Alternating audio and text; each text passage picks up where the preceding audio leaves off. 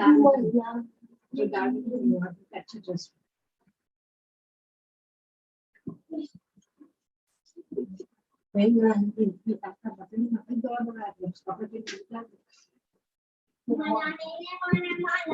नशरा है नशरा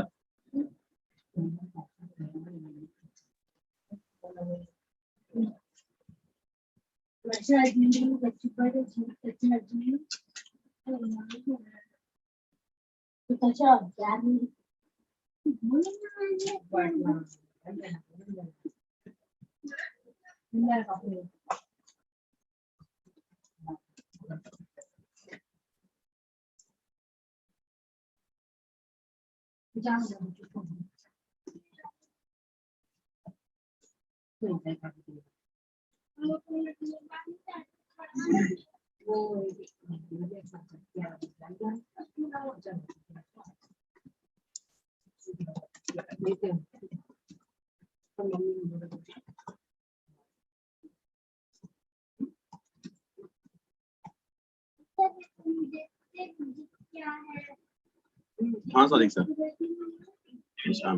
हाँ ठीक है YouTube लाइव भी कर दिया मैंने YouTube पे लाइव भी कर दिया बोला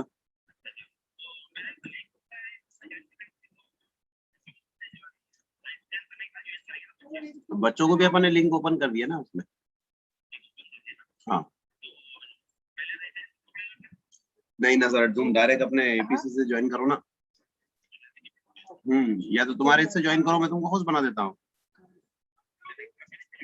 हाँ वो अपने ग्रुप में अरे भाई जूम है ना पर सब जगह मैसेज सब जगह हाँ सब जगह मैंने लिंक डाल के रखा हूँ अपने प्रोफेशनल ग्रुप में भी है उधर भी है ठीक है यूट्यूब पे लाइव भी कर दिया हूँ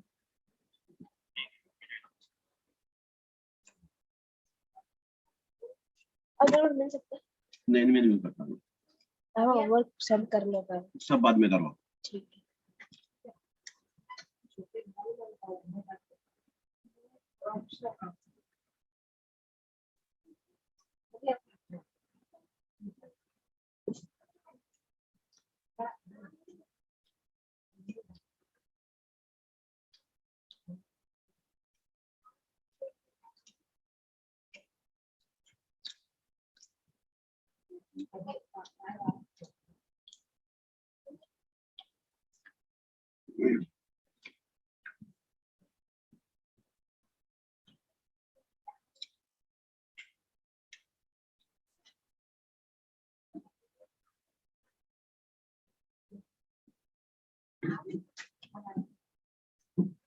पानी ना और बस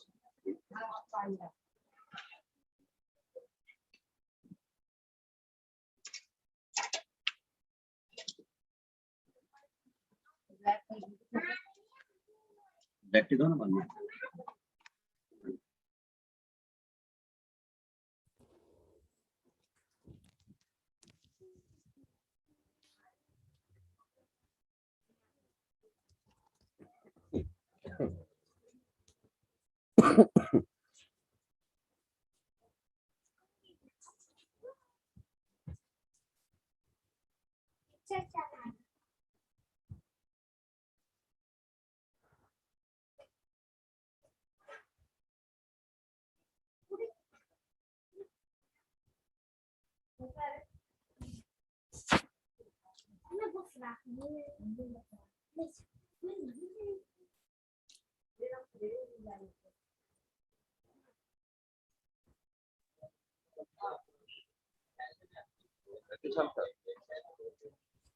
Yes, sir. Can you hear me, sir? Yes, sir. Properly, your voice is properly. क्या हया मैडम भी आई है क्या? हया मैडम ने कॉल की थी Mangai madam, a very good morning. Ma'am join कर Madam has already joined. Good morning ma'am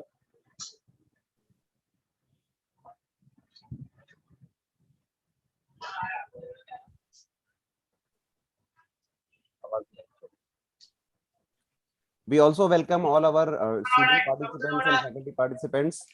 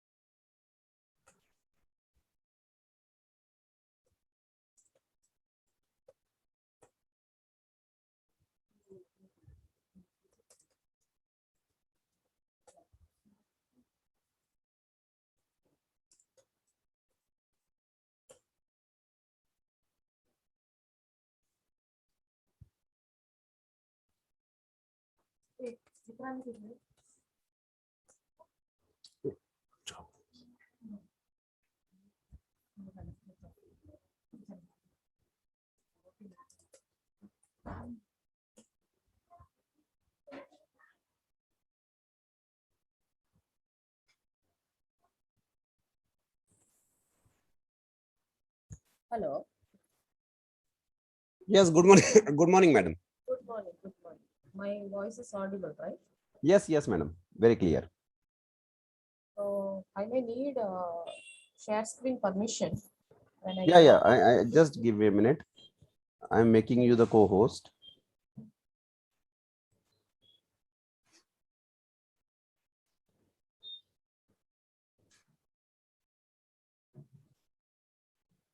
Good morning, madam. Good morning, Atisham. Good morning, sir. Good morning.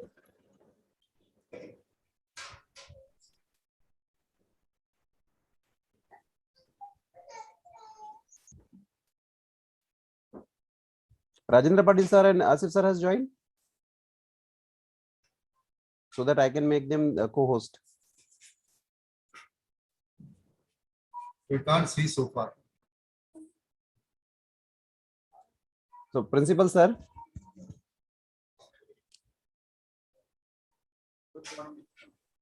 Good morning, sir. Sir, Dr. Shrivara Mangai madam and Dr. Hirendan sir has joined the meeting. Welcome, madam and sir. Good morning, sir. Thank you. How are you, ma'am? Yeah, fine, sir. Thank you so much for joining us today, ma'am. Thank you so much. Thank you, sir. Also, Hirin sir. Thank you so much for joining us. Sir, it's already 11. If you allow, can we start the program? Yes, sir. Mangai madam. Sure, sure. Vora Ibrahim, are you there?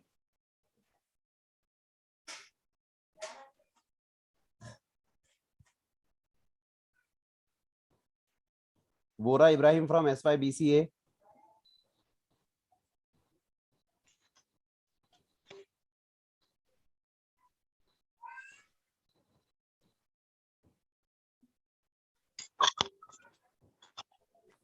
So, Sadiq sir.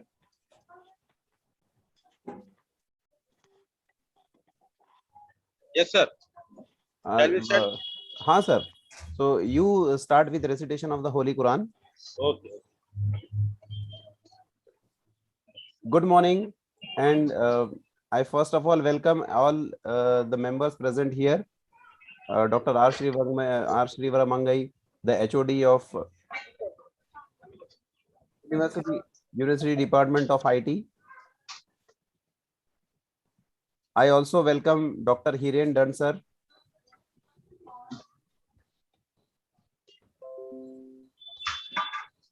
just give me a minute.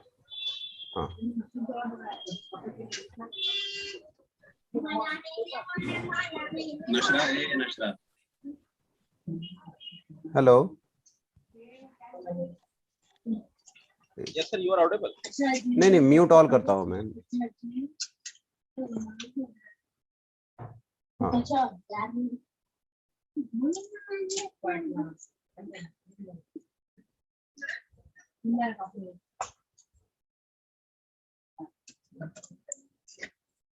Mute all करता हूँ मैं. Actually कोई disturbance से कहीं से हो रहा है. Sorry for the disturbance. So we begin this program with the recitation of Holy Quran. I request Dr. Abdul Sadiq, our BSc Computer Science and MSc IT coordinator. I invite him for the recitation of the Holy Quran. Sadiq sir, over to you.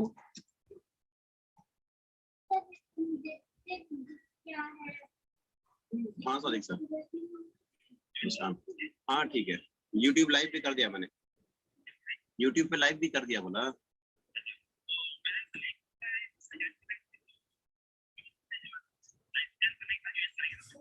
बच्चों को भी अपन ने link open कर दिया ना. Sir mic on है किसी का? हाँ. नहीं ना सर, तुम डायरेक्ट अपने ओके करो ना. औज़ु बिल्लाह. या तो तुम्हारे इससे ज्वाइन करो, मैं तुमको होस्ट बना देता हूँ. हाँ, वो अपने ग्रुप में. Sir, I am audible now. अच्छा sir. Yes sir, you are audible. औज़ु बिल्लाहि मिनश शैतानिर रजीम. बिस्मिल्लाहिर रहमानिर रहीम. इन्ना आतैना कल कौसर फसल्लि लिरब्बिका वन्हर. इन्ना शआनियाका हुवल अबतर. सदक़ल्लाह. अच्छा sir, word to you. Thank you, Sadiq sir. Now,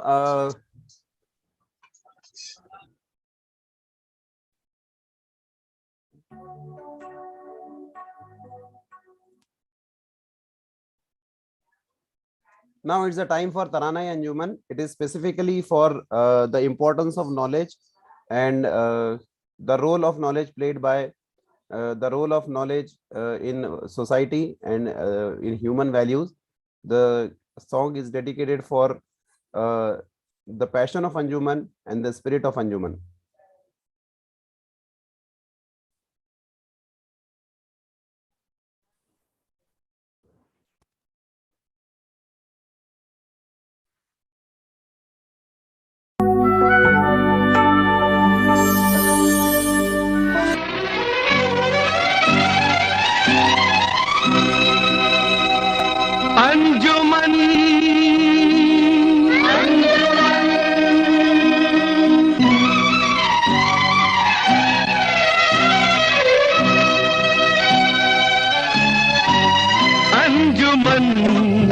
अंजुमन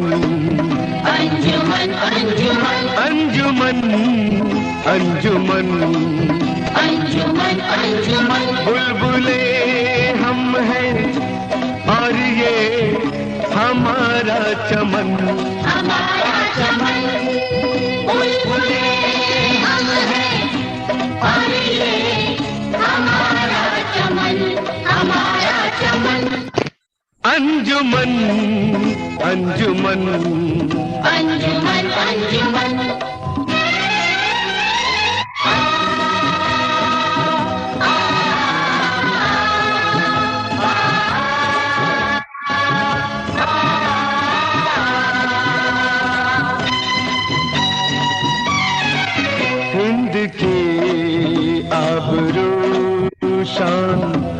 इस्लाम की शम्मा जलती है यहाँ प्यार के नाम की शम्मा जलती है यहाँ प्यार के नाम की हमको हाजत नहीं कोई इनाम की आरज़ू है फ़क़त इल्म के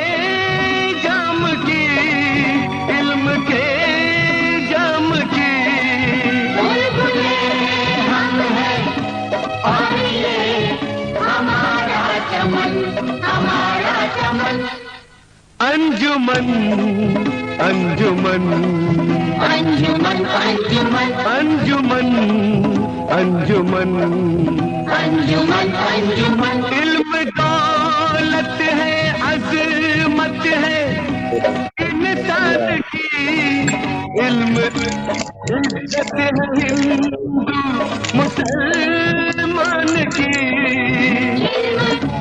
इज्जत है हिंदू मुसलमान की इल्म राहत है दीन और ईमान की इल्म ज़ीनत है हर दिल की हर जान की इल्म ज़ीनत है हर दिल की हर जान की बुलबुले हम हैं ये हमारा चमन अंजुमन अंजुमन अंजुमन अंजुमन अंजुमन अंजुमन अंजुमन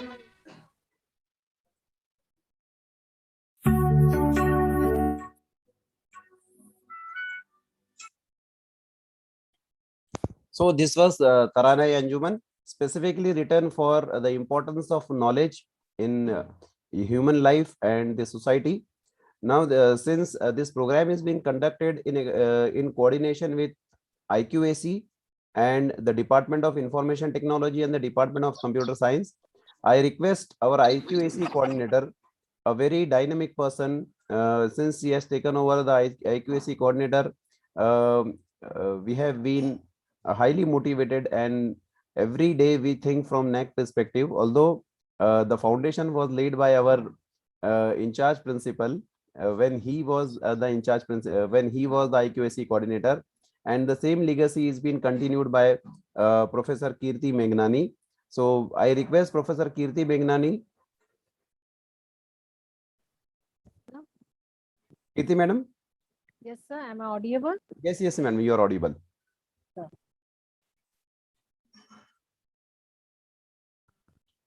Good morning to everyone. I welcome all the resource person participants in this webinar. The topic is bringing the innovation in the academic project, and my best wishes to all the team for the successful conduct of this program. With this, I welcome all the dignitaries in online webinar of our college and Akbar Pirbhai. Thank you very much. Thank you, Kirti madam.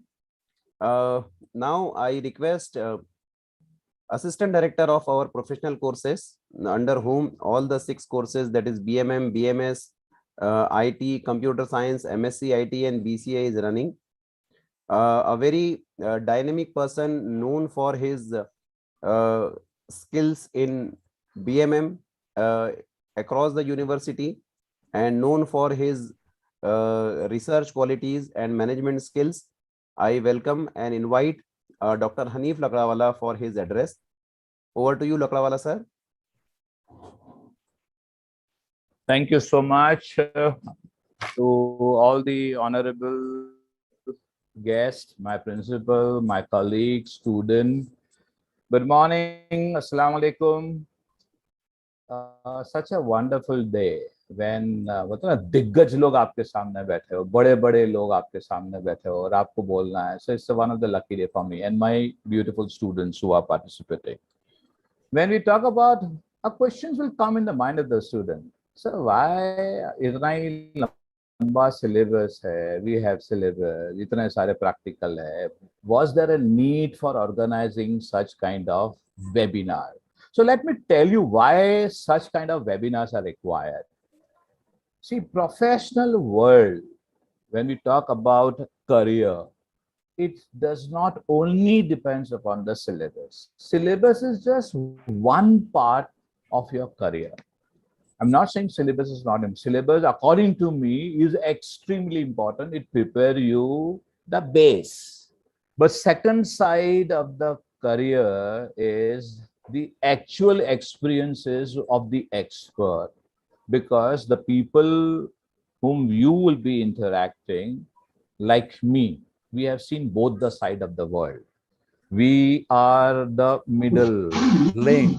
We are connected with the real corporate world, and we are connected with the academic world. So the expert which we have today, they have seen both the world.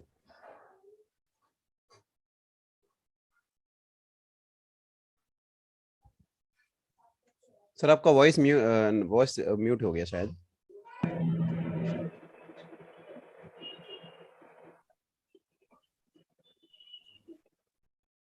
There is a connectivity problem.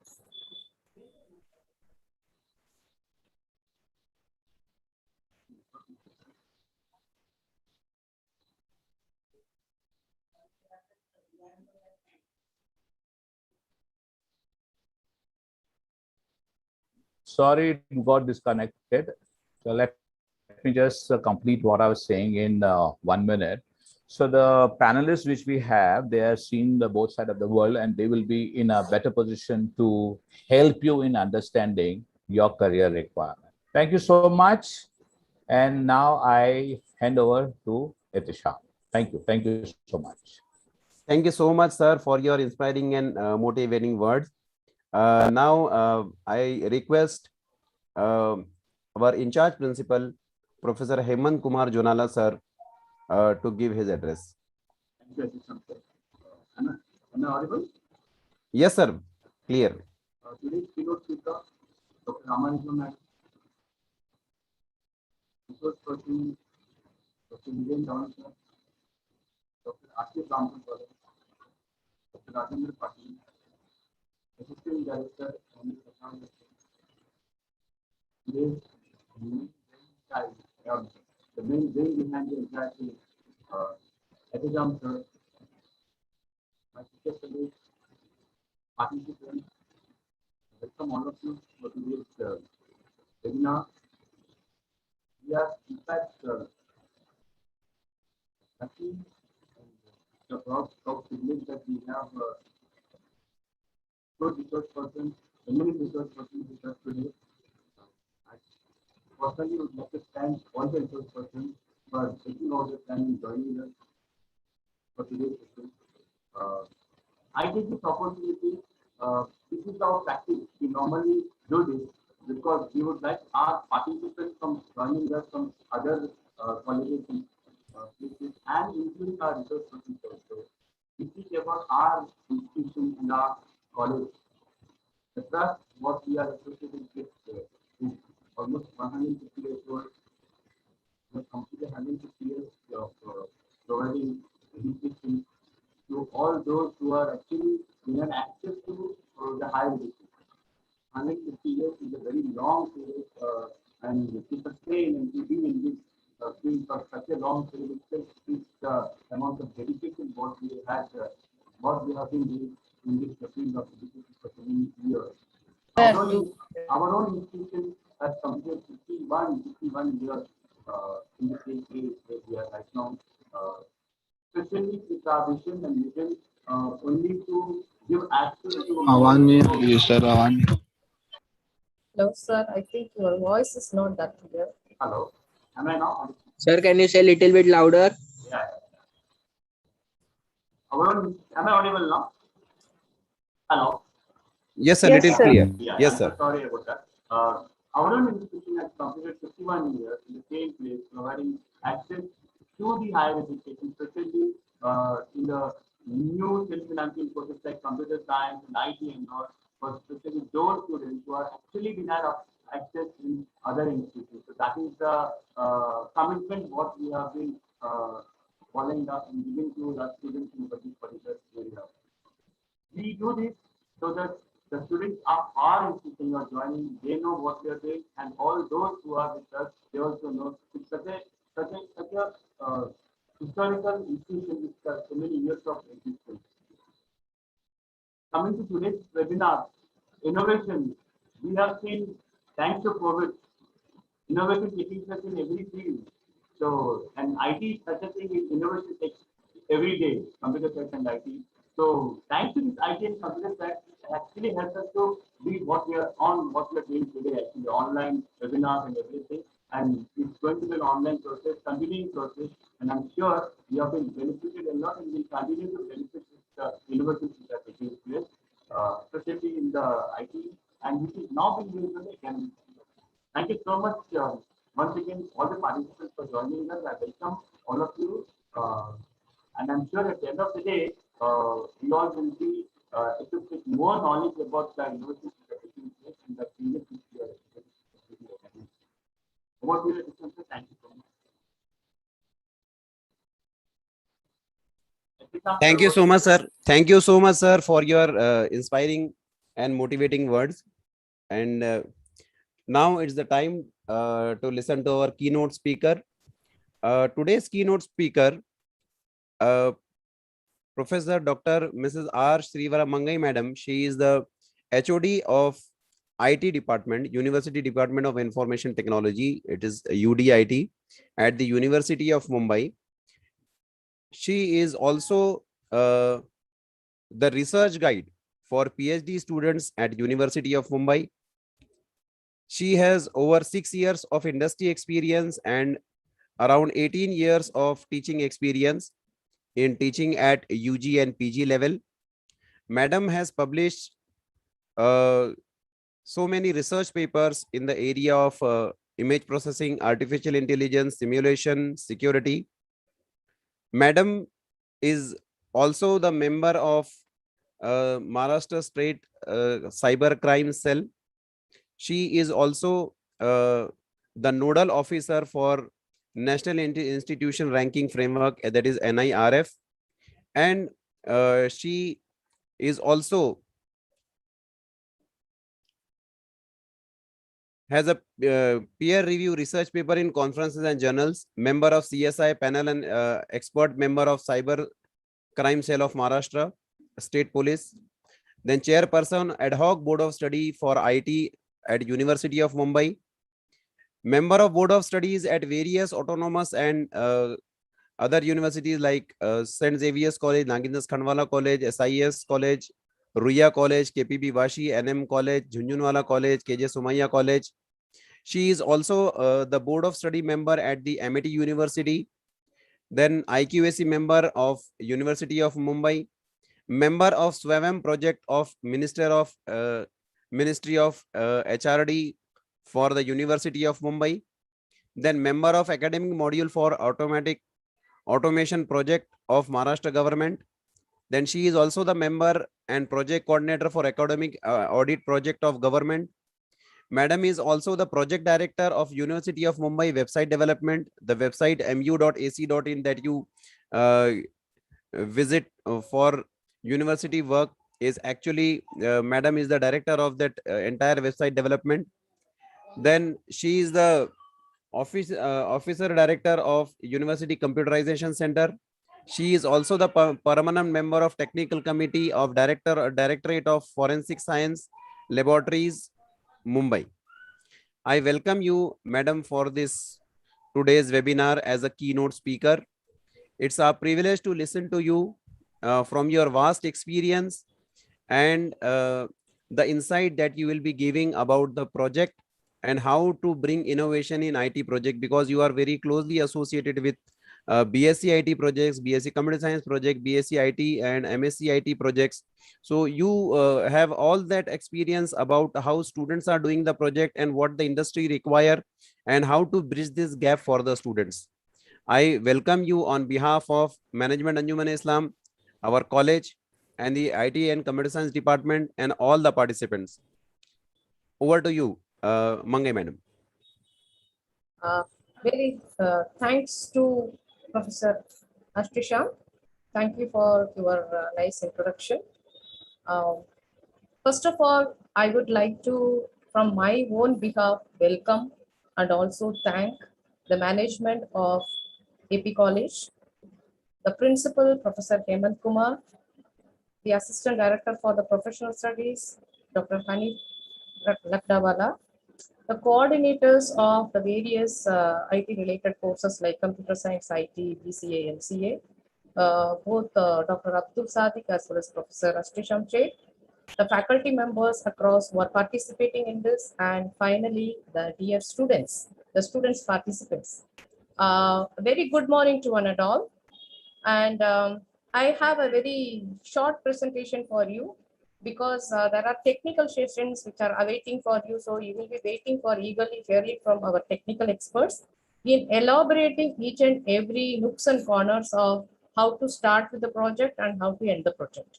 So your technical experts like Dr. Hirendran, Dr. Asif Rampurwala, Dr. Rajendra Patil will be elaborating you right from the initiation of the project till how it can get implemented and launched. Okay. So, and the legalities, ethical issues which are related with that also will be covered.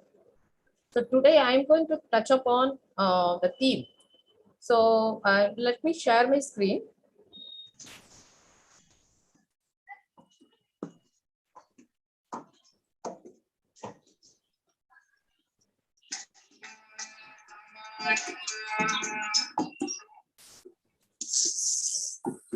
Hope it is visible.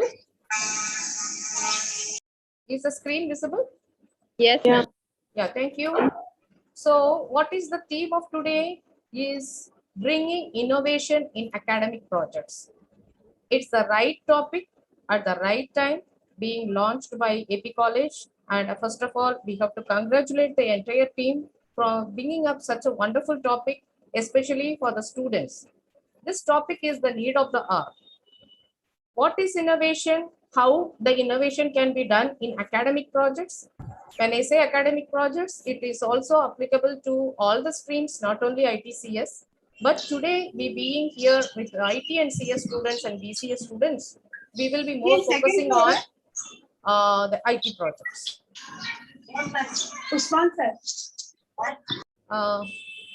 Somebody is talking, I think so. I have muted it, ma'am. Yeah. So let us start with what is these three aspects, how they differ or how they are related. So more, it is not differ, they are related with each other. Creativity. What is creativity? Creativity is an act of bringing to reality the new ideas. So ideas, when you talk about, a person may have some ideas. A group of people will come together with an idea or ideas.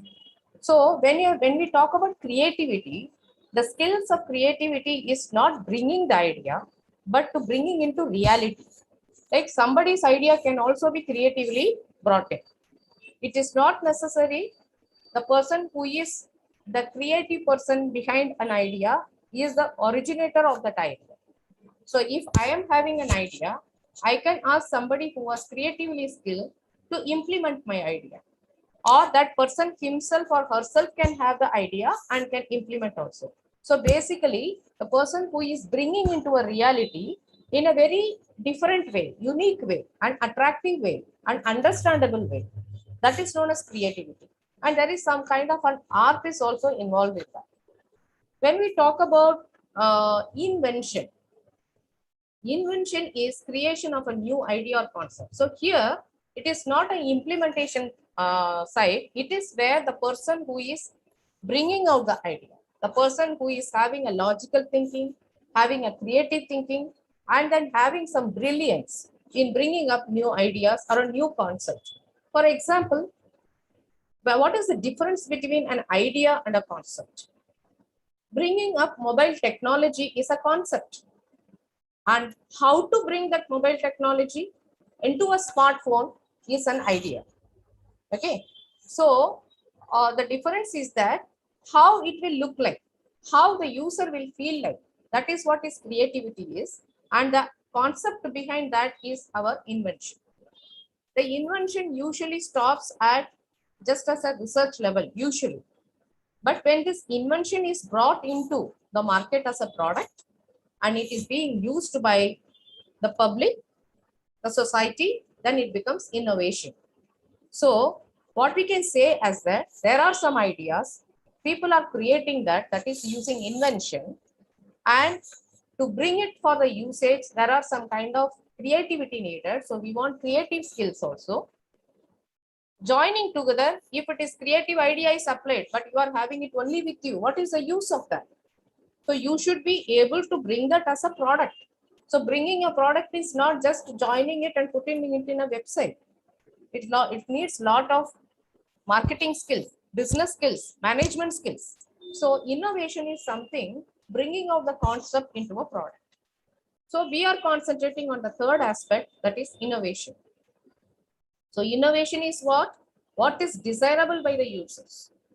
Say for example, I may bring a concept, I may innovate, and I may bring a product also.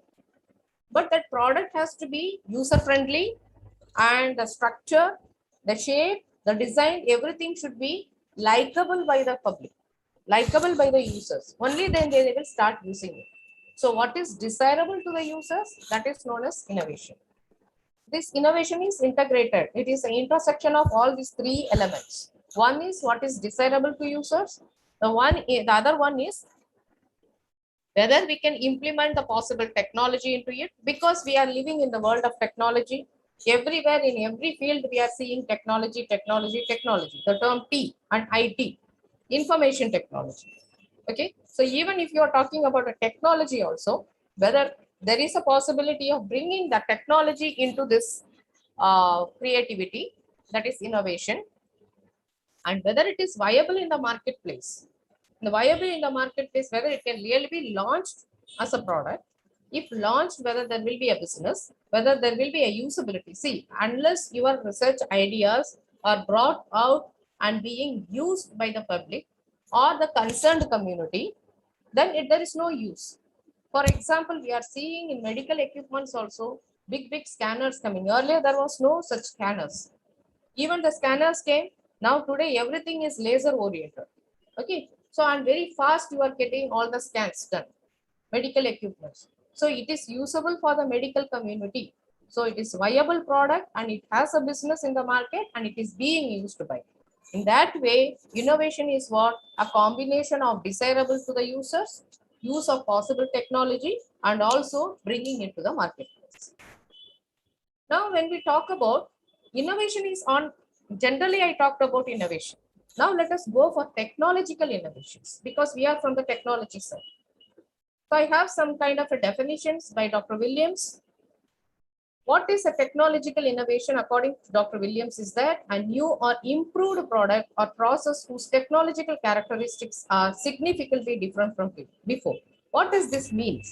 Is that when we talk about innovation or the new idea or a concept, when we bring it to the product, the innovative product that we are making, it can be a totally a new idea.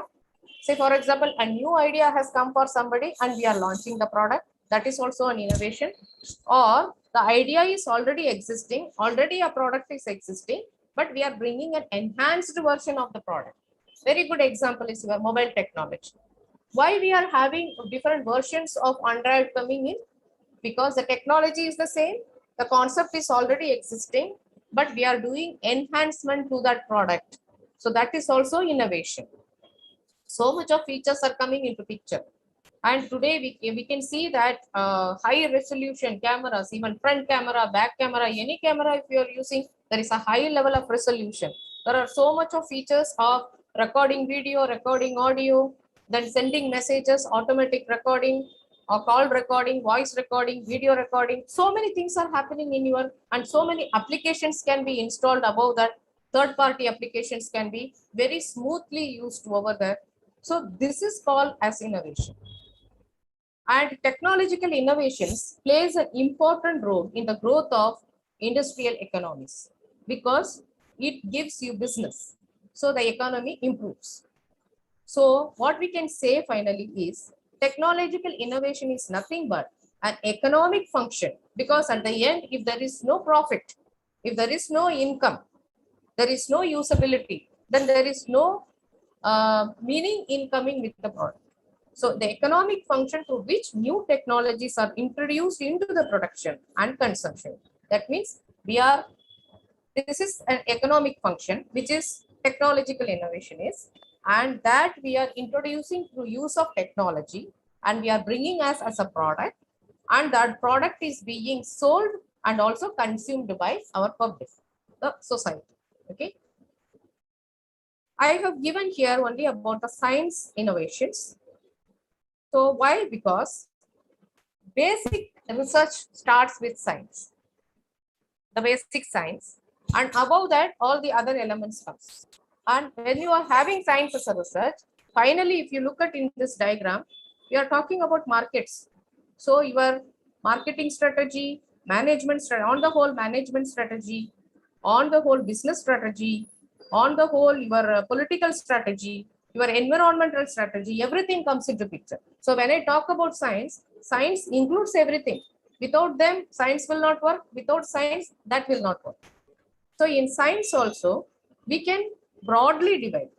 We can narrow down this, but broadly we can divide that into life sciences related research work, innovations, ICT, information and communication technology, then engineering sciences. So some examples are given here. Like when you are talking about, like there is a combination, sometimes mechanical engineering combined with life sciences, computer engineering combined with life sciences. That is why we call that today the technology people as approach of interdisciplinary. If there is no interdisciplinary approach, then IT will not survive. IT is on the whole should be applied for something. Something means what? It can be life sciences, it can be engineering sciences, and it can be used for its own innovation. That is new product in ICT.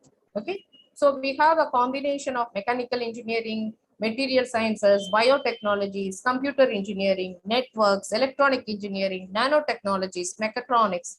All these are part and parcel of this innovation-led science research, and which will give a good product for food industry, health, environment, aerospace and defense, transportation, energy, communication, mobile and web services. So there are certain products which are coming purely as a technological product, and others are coming a product which can be used for other fields. So mobile and web services and communication, we can say purely as a technological product. Whereas when we are using the same technology for energy, transportation, aerospace, environment, health, and food industry, it is an interdisciplinary innovation. So we have to think from how we can bring innovations. We have to have some kind of a domain knowledge even from the other fields, apart from IT and computer science. So some of the great inventions which have been turned into innovations, let us look at from the science side. Electricity. So because to make a clear idea of what is invention and how it has been brought as an innovation. So we all know that Benjamin Franklin discovered this idea of electricity, and it was Nikola Tesla who made this discovery as an invention of power. Later on, when the power was invented, it was brought as an innovation. We have started creating power plants, and we started getting electricity.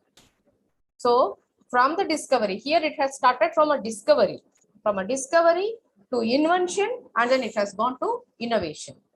When you are talking about laser technology, laser is not new, nothing new. We are now talking about laser technology everywhere. It is not a new one.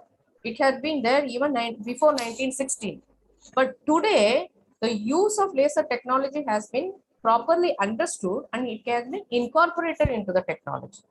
Lot of application you can see, like laser operations, laser surgery we are making, laser equipments are there in kinds of medicines, and consumer electronics and manufacturing industry also where they are using laser. Okay. So laser has become an on-demand area. So it has become an innovation today. What a grand innovation was semiconductor chips. If semiconductor chips were not invented and innovated, it has been brought to market, then today I will not be taking a lecture like this. You will not be listening, and you will not be having mobile technology and computer laptop technology. So we all know that it is an electronic circuit which has bombarded the entire era of technology. Now we are having one more computing known as quantum computing. Quantum computing is more to related with physics also, because we need the physics expertise over there. Quantum physics is an area where a lot of work is being going on, and quantum physics people with the IT people will be able to do quantum computing. What they are doing, it is increasing the processing power. Even today, whatever the microprocessors that we are having, whether it is a dual core or 4-core processor, 8-core processor, 16-core processor, whatever it may be, it has a limitation of processing power. So quantum computing is such an area which is coming up more and more. It has already come, but it has to emerge as an innovative product, which will be definitely increasing the processing power. So what our desktop computer will be doing for more than 24 hours, it will be expected to do within 200 seconds. Okay, that is what is quantum computing is. Now I'm shifting here now from electronic side to physics side to biology side. That is human genome. Biotechnology is also an on-demand area. Biotechnology, where it is every gene in human gene is being mapped, and also they are trying to find a path for new medicines. There also we are able to use technology. Automobiles, when you are looking at technological innovation, how much of a shift has happened from the original first car to the latest cars. We can see hybrid cars, electric cars, driverless cars, totally artificial intelligence oriented cars we are talking about, and how to manage that in a traffic also that we are trying to bring in. Okay, so these are very great innovations that has happened, and you all know that now today the year has come, an era has come, the time has come where without GPS we cannot live. It has become the cornerstone of host of smart city plan, the smart city plan of your India, our government, and also on urban mobility applications. So talk about anything, not only for your mobile phones. This GPS is going to be used for several other applications of smart city project. So today there is no botheration for us when we want to reach a place. Earlier we used to ask them, call them, direct them where to come, right or left or go straight, and so many times we have to make a round and round, still we will not reach. But today's GPS system is allowing you to reach by yourself without having so much of guidance. You may ask me, like sometimes the route is not correct, but where is the gray area where you can do more innovations to bring a proper GPS system? So every area, there are a lot of development and lot many more to be done. That is what you are going to see today in this various technical sessions, what more you can do. So as I said that it is not only a new idea, you can also enhance the existing ideas. So you can bring a very good GPS system. Smartphones is biggest of the era. Again, GPS is the secondary. I will say smartphone. Without smartphone, we are not able to work at all. Let us think of ourselves like we are not having our mobile phones with us, smartphones with us for one day or even 1 hour. What will happen? So that much of dependency has come in our life. So these are some great inventions which had been made into innovations. So in these lines, you can think of, like I have given you some kind of examples here to make you think in what are the lines you can think and innovate for new ideas.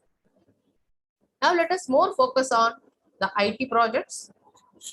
Some of the leading IT projects you can see online also, these are listed. Fingerprint based ATM voting system yet to be proven properly in India. There may be some products in US. Now let us consider here. I want to tell in this August audience, is always we look at, it is already there in US. Hamare idhar nahi hai. Who has to bring? We have to bring. Why we have to blame somebody that he has not brought, this state government has not brought, the central government has not brought, the research institution has not brought, the educational institution has not brought. But what are we doing here?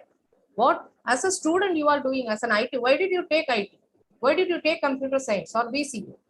Is it just for a degree or you want to do innovations? Who is going to lead the nation? You are going to lead the nation. So you bring the products. We have to think local now. I'm coming to that point later on. So some of the examples are smart health prediction system. We can say that Corona has made a 360-degree turn in our life within the last 2 years. Now every business and everybody's focus is on the health sector. So you can think of smart health prediction systems. Software piracy protection systems are still a gray area. we have not got 100% privacy removal systems. So we can think of a new idea which can we charge our laptop and mobile phones through online mode without having a plug and play, without having the adapter, without having your charger? Because we are shifting, so every day I forgot my charger. And was C type, D type, E type, A type, B type, all these also matters. So I don't get the charger of my type. And there is an important call I have to make. My charge is already almost 1% is only there. How will I charge? Think of something, some methods through online method, how you can charge your systems. I am trying to relate you to the societal problems. So what the society needs, you have to innovate, only then the product will be an innovation. If it is only usable for your third year project and you are keeping the thesis aside, the documentation aside, YY is over, everything is over, I got marks, nothing has happened.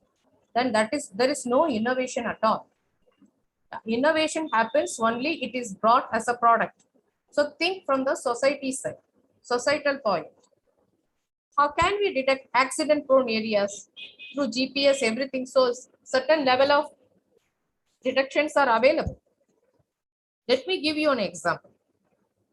Suppose if there is an accident prone area, which is already detected as an accident prone area by the traffic police. And that accident happens because of what reasons? Is there a data analysis which is available today? No. The traffic police needs a lot of data analysis for making decisions.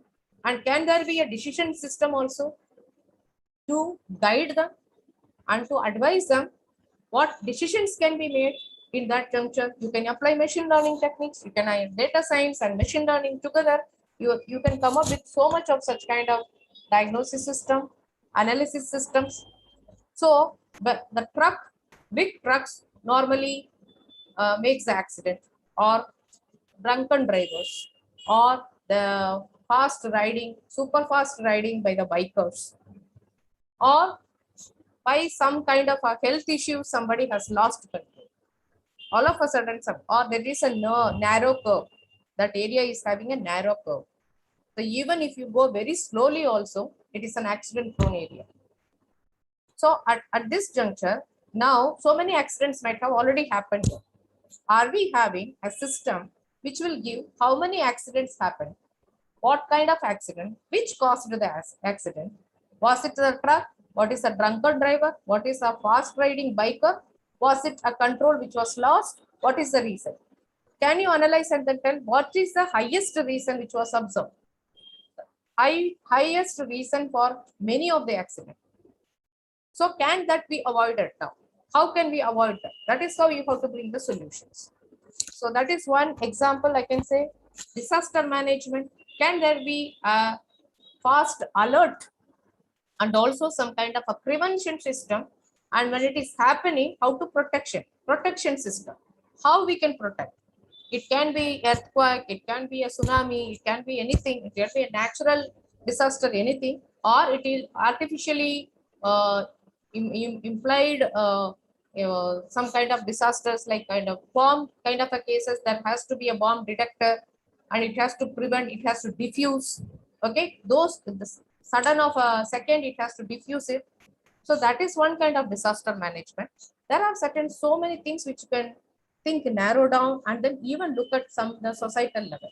Example, when I was talking to one of the IGPs from South, who was once upon his lifetime, he was placed in the forest area. He said that there was an experience. There was a forest officer who, as usual, went for his duty in the forest. He was all alone because sometimes they don't go in groups. But when there has to be a kind of an action taken, then they go some kind of an what do you say, trap that they have to make, catch they have to make, then they go in groups. Otherwise, for the regular routines, the forest officers will be roaming there. When such forest officer was roaming in the Western Ghats, in one of the forest areas, a herd of elephants had come. And usually animals, they get scared of people. They don't want to harm us. but then they want to do a self-protection. So they thought this person will be a harm to us. So they were attacking him. So he climbed upon a tree and he went to the top of the tree, and just he was able to dial from his mobile phone to the forest office nearby. But by the time the forest officers with their ambulance and with their services came, he was killed. Because how much time it is going to take for this herd of elephants to make the tree fall? So in that situation, this officer was feeling very, very painful that I was not able to protect my officer. What can you do? What can your IT people can do? See, they are thinking and they want our help. So every sector, if you go, police sector, you go, traffic police itself, yeah, cyber crime police is there, cyber cell police is there, civil police is there, the traffic police is there, lawyers are there. These are only law enforcement I'm talking about. Apart from that, we have manufacturing industry, hotel management, management industries, educational sectors we are having, medical sectors we are having, so many areas we are having.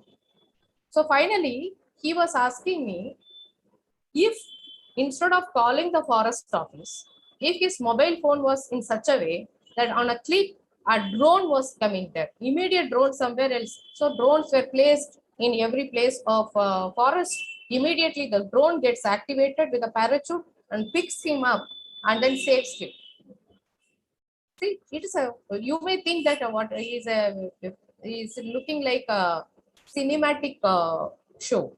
No, it is not. We can bring into reality. If we really have the will, why can't we create a drone?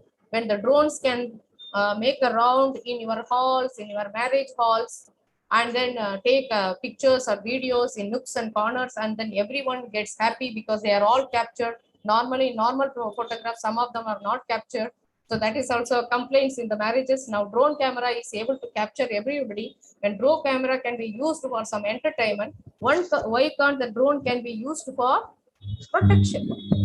So that is one area which you can think of. Then whether I am typing, normally we are doing, there is some disturbance.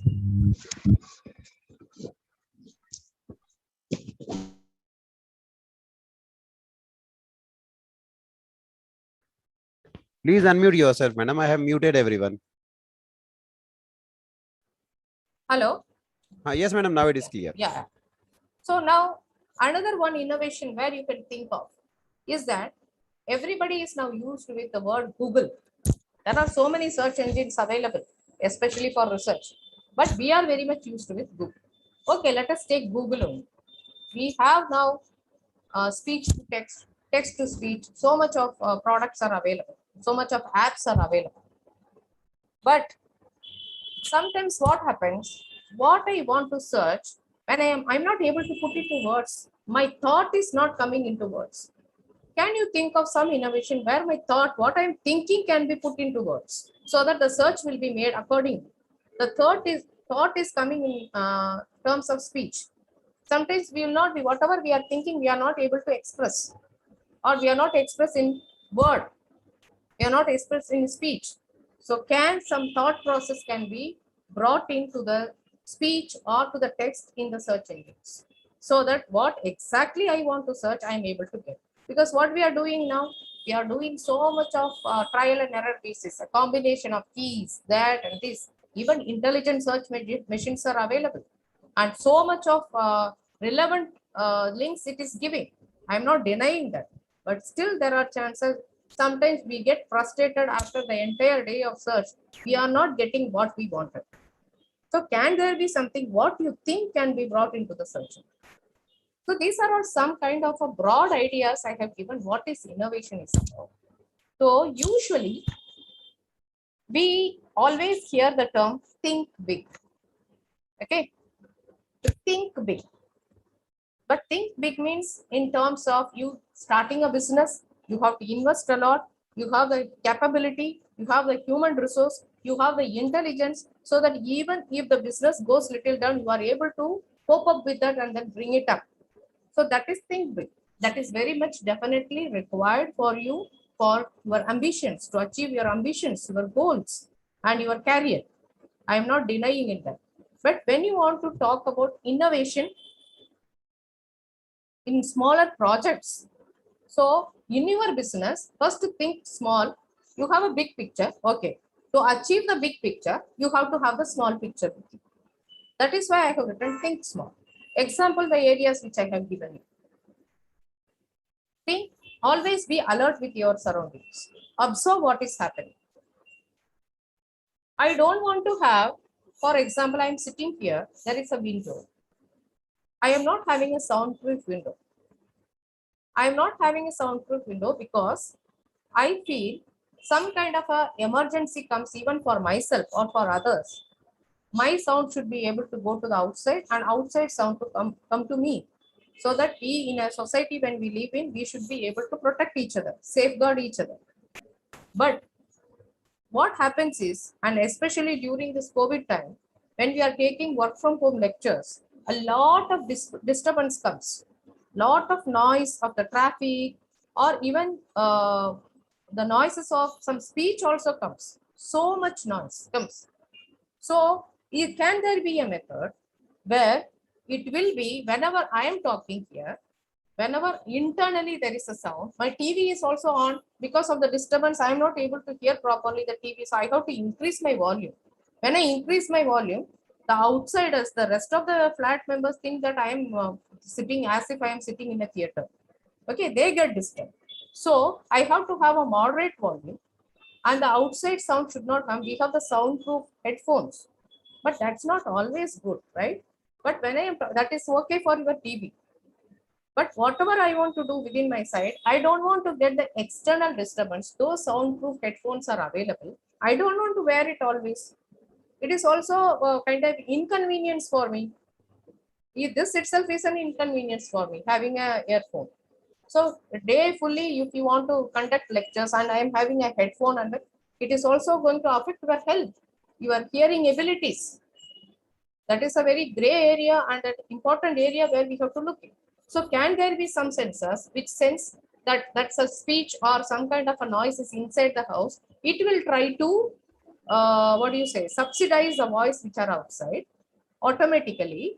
And whenever there is a voice which is kind of a intelligent voice comes, intelligent noise of intelligence you have to use. Some kind of a emergency kind of a noise comes from outside, then it can be heard by the internal people, the people sitting within the premises. So think small, see your surroundings and then see what can be done. See your society, what can you do for the society? What are we going to do by creating something which is useful for the US? Are we having a weather forecasting system as per our requirements? Because we are always teasing the weather report. Whenever they say today it is going to be a heavy rains, then there are no heavy rains on that day. But all of a sudden the next day it comes. Then we tease them. Why should we tease them? Why don't we make a good weather forecast system? Because we have not studied, we have not analyzed our soil, our environment, our atmosphere. And our environment is totally different because there a broader area has a common climatic condition. Here, the climatic condition is differing from one city to another city. The lifestyle also changes from one city to another city. So much of variations we are having in our country. So think from our country, think from locally, not even to a national level, to a local level. First of all, suppose you belong to Satara, you belong to Sangli. Think for Sangli and Satara rather than Mumbai city. Okay, so this is the kind of a thought process that has to come to your mind. That is why I said that think small. This small thought process put together becomes product, and it will be convenient for you to launch it for your think big. So accept challenges.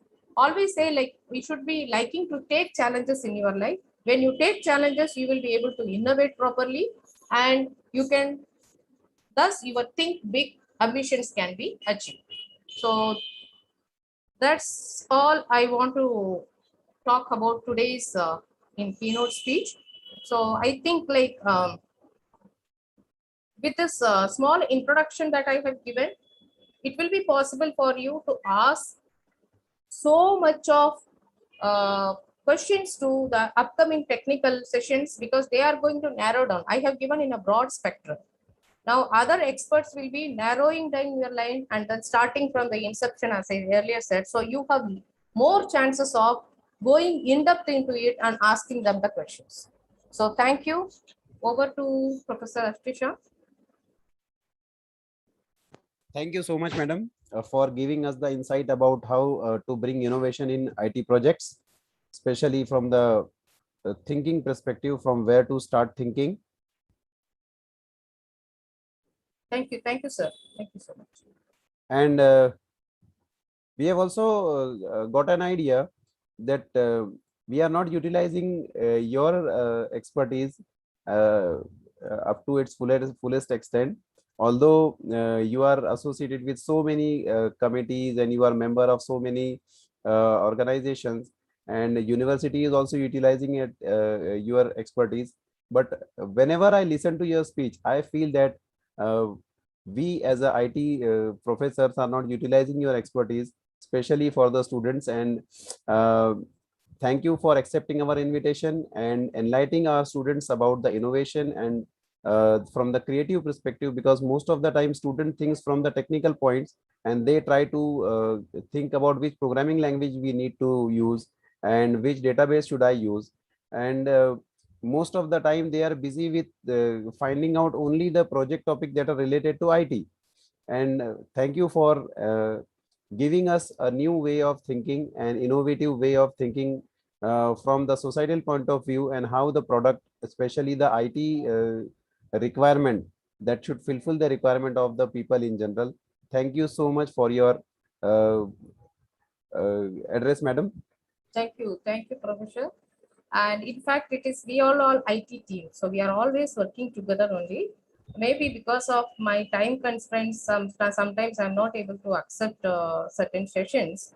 But not only me, you are also tremendously working. Your team also, Abdul Sadiq is there, and our Dr. Kiran and Rajendra Patil, Nasif Rampurwala, and other experts also. Dr. Santosh Singh is there, and Pooja Purnima madam. So many people are there. We are like an IT family, right? Your Yes, entire madam. IT family works together towards for innovations. We are there for helping you out. In future also, we can have some sessions. Definitely, detailed madam. sessions. Yeah. Thank you so madam. much for inviting me. Thank you very much, madam. Now it's the time to listen to one of the most innovative person in IT, and not only my personal, but he is being the favorite for all his students and all the teaching fraternity, whether it is IT, computer science, BCA, MSc IT. Yes, of course, I am talking about Dr. Hiren Dunn, our respected Hiren Dunn sir.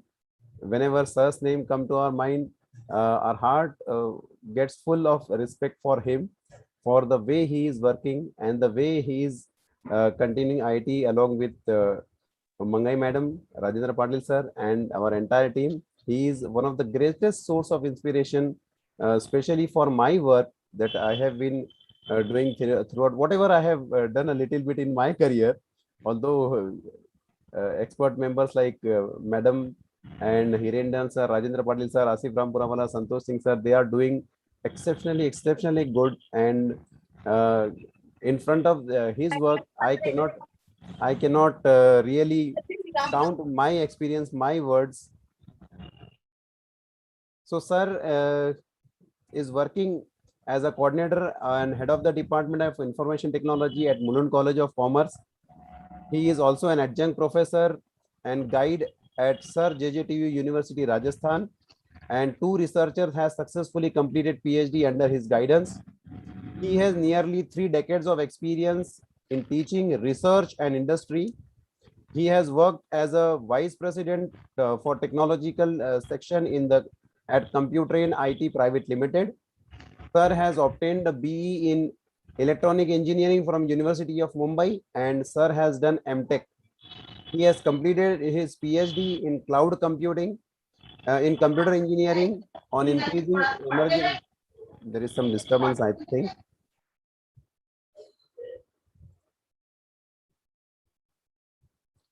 So sorry for the disturbance. Then he has published research papers on various topics in national and international journals. He has authored several books on PLSQL, web programming, OOPS, internet technology. Sir is the syllabus committee member for BSc IT and MSc IT at the University of Mumbai. He has conducted various workshops.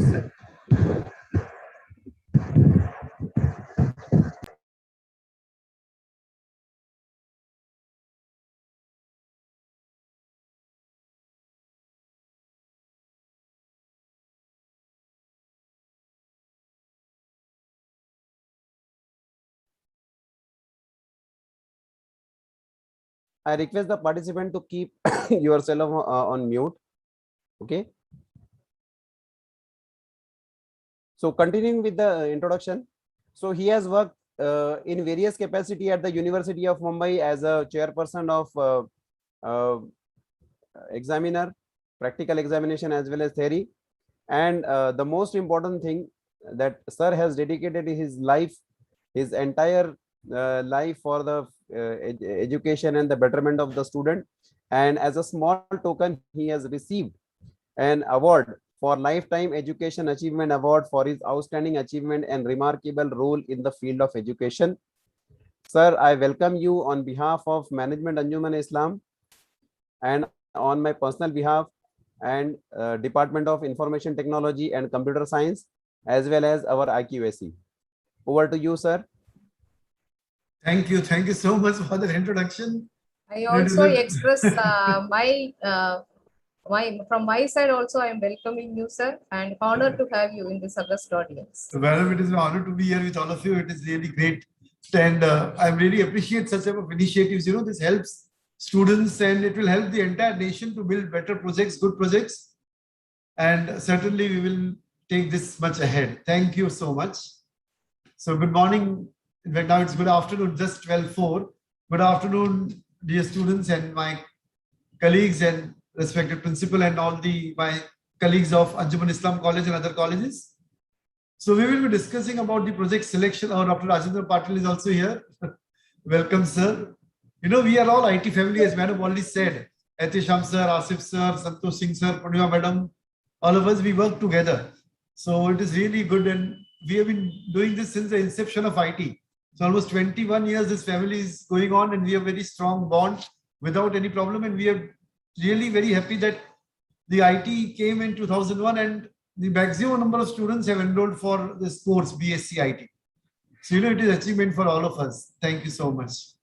So we will be talking about project formulation, project selection and problem formulation. So as Madam already suggested, lot of ways in which the problems could be identified, the topics which could be selected as project for dissertation, for developing innovations. So we'll be taking that further. Adisham, can you please make me co-host so I can share the screen?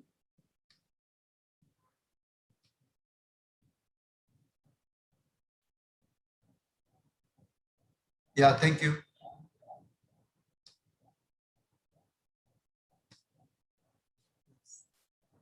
So project selection and problem formulation. What is this? How do we, what is this? Already, Madam already touched upon why academic projects. Why there should be something like project in academia. The main first important reason is academic projects offer us a platform to use our theoretical learning in practice. A lot of things we keep on learning in theory, but that does not mean that we have actually learned it. You know, teachers have taught. The other side is the learning side. And academic projects, when we do the projects, we learn the nitty-gritties of what we have learned in theory. So we put these things into practice and we face a lot of real life problems which we are able to solve. So that gives us thorough understanding of the subject in which we are developing the project. They help us to focus more on problem and figure out more efficient ways to solve it. There are so many projects, you know, but we can do it in different way. There were apps. Every company had their own apps. The restaurants had their own apps. Then someone thought very innovative. Ola, Uber don't own a single taxi. Amazon doesn't own a single store. Zomato doesn't own a single restaurant, but they are so successful businesses. So this is innovative thinking, different way of solving the same problem. Previously, if we want to go for an auto, we always have, nahi mere ko idhar nahi jana hai, I will go this way, aapko idhar aana padega. We can't help it. But now you can just, at a fingertip, you can book Ola cab, Ola auto, anything, and you can go anywhere. Things have become so simple. So the same problem in more efficient way it is solved. Projects promote out of the box thinking. Each one of us has different intellectual powers and thinking powers. So we need to think what exactly is this project all about. So it promotes out of the box thinking, something new, something very different from whatever is going on. Why research project? You know, generally what happens, students take up the projects which are already existing. Someone has done in engineering, someone has done there, for management students something from the internet, but that is not a good idea at all. Research implies search again. Research implies search again and again and again. What exactly is different between, you know, research and the known things? For example, initially mankind never knew what is moon. It was something very different. But then people went to the moon and brought the soil of moon and described what exactly it is. So now we have the definite answer to what is moon.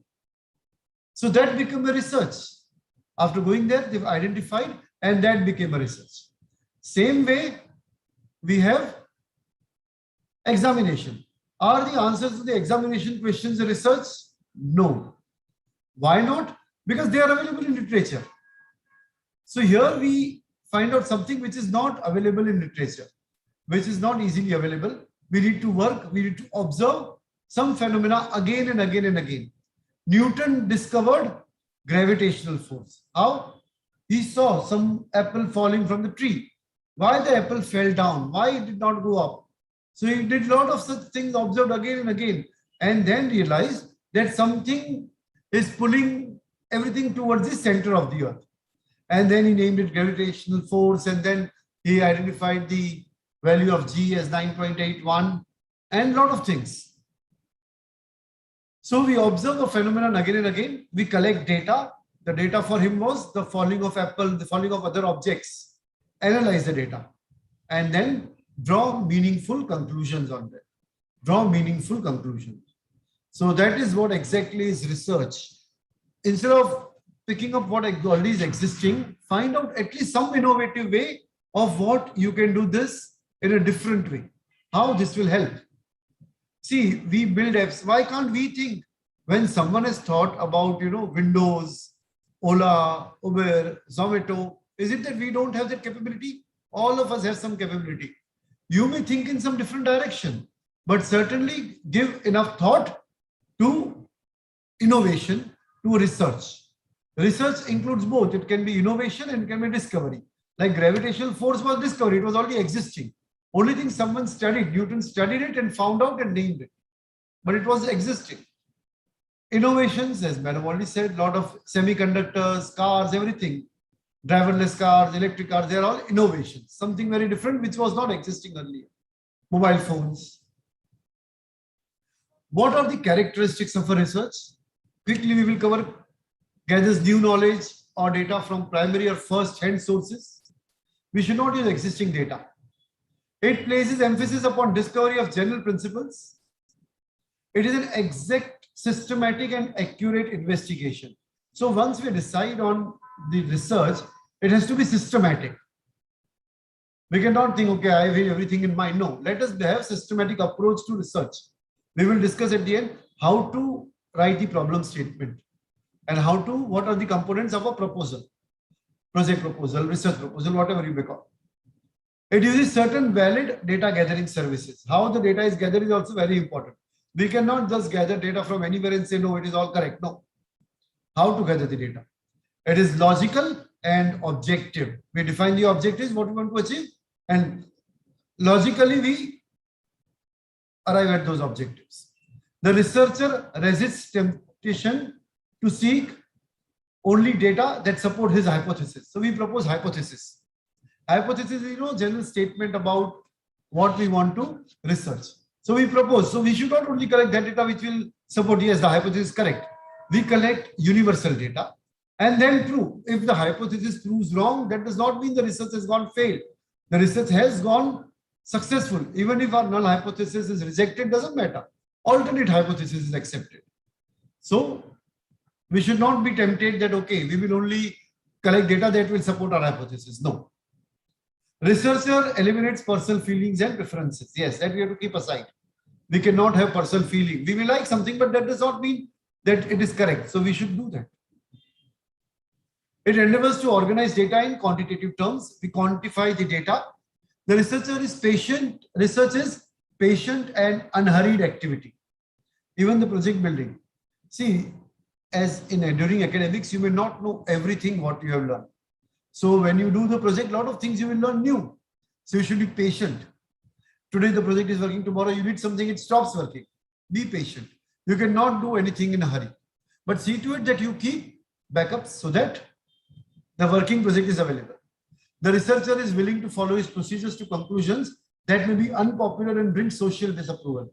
If we arrive at certain things which is not approved by the society, yes, disapproval may be there. But we are sure that yes, whatever we are saying is correct. Sorry. Research is carefully recorded and reported. Everything should be recorded and reported.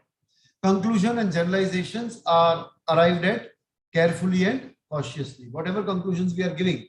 See, research is, we have to prove something, we cannot say anything in the air. Whatever we say, we have to prove it.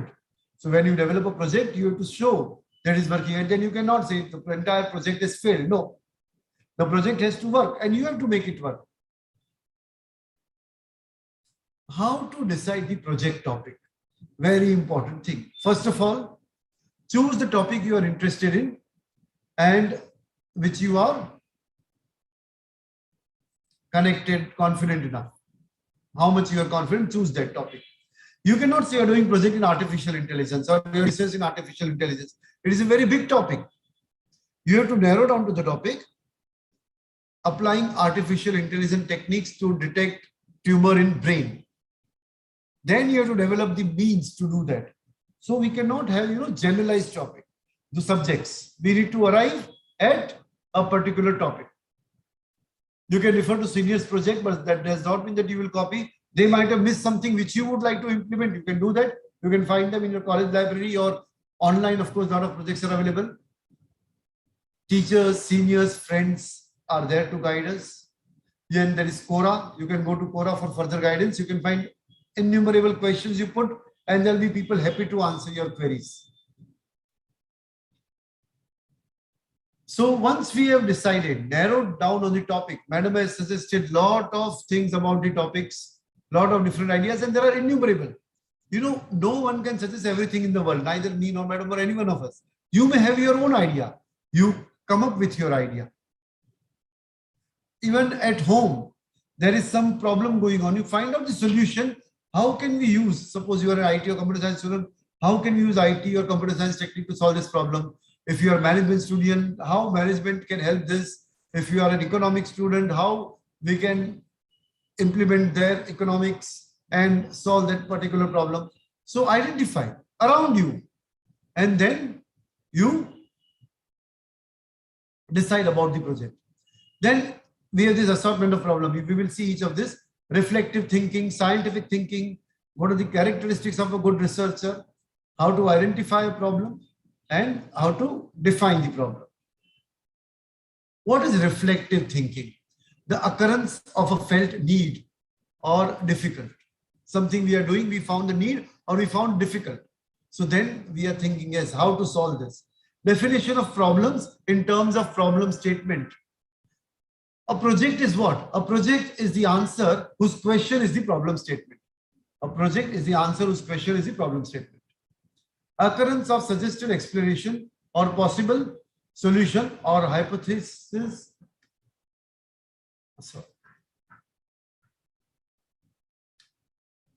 Or tentative theory. The rational elaboration of an idea through development of its implication by means of collection of data or evidences. So we have to prove whatever idea we have proposed is rational, it is implementable.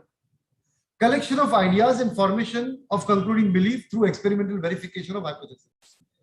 So we run a lot of tests. If there is statistics we are using, because IT and computer science are all applied sciences. So whatever is there, they are everywhere. We can apply, we can use techniques, IT, computer science techniques, data science techniques for proving a lot of things. So we prove. If it is a pure project, something new, we want to do experiment on that. Conclusions and formulations of generalizations. So we conclude and we formulate a generalized idea on what we have tested. We may not build everything. We will build a prototype and then generalize that idea so that it can be taken further. So when we build something new, Tesla car or Waymo, Google Waymo was not built immediately. Prototypes are built and then they are generalized and then this product came into market. It is recognized that at every level of generalization, the human mind may act through these steps. The research process involves inductive deductive mode of thinking, which is known as scientific thinking.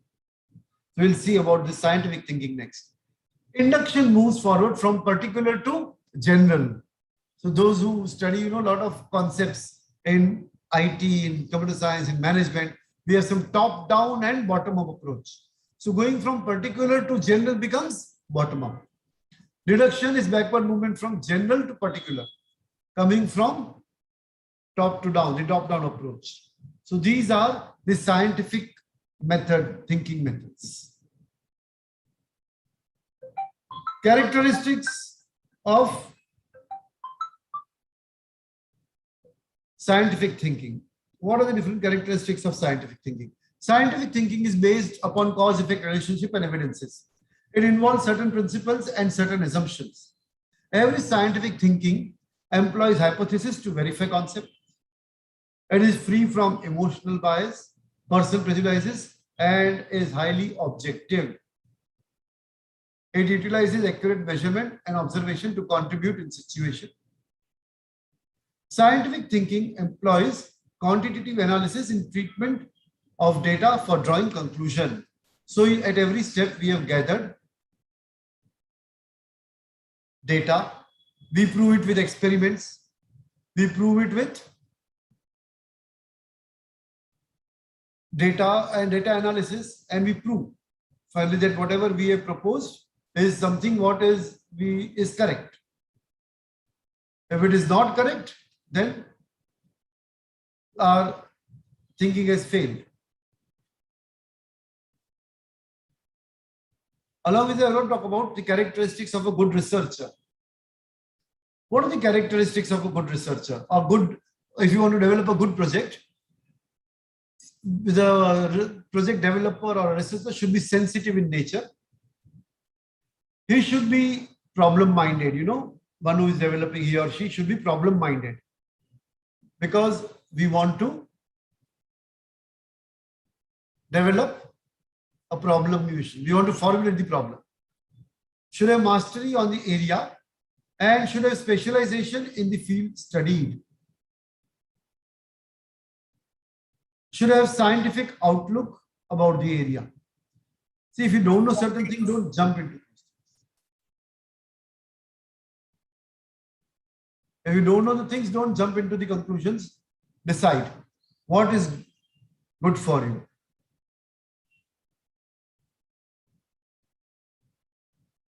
And then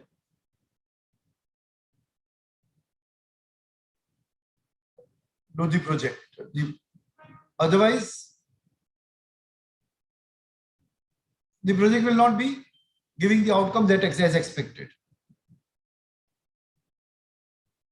Have deep insight into the process in which you want to develop.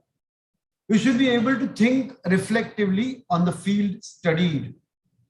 Have tolerance and patience, which is very, very important. One day you might feel that leave everything. I don't want to proceed further. No, such a situation comes, but overcome that situation. Don't fall into that. And be patient. Do it further. Leave for some time and proceed further.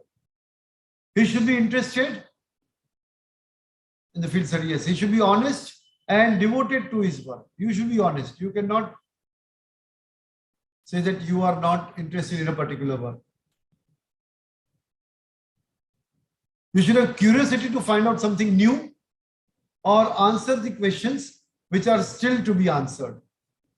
So if you have all these characteristics, then you will develop a good project and you will be a good researcher.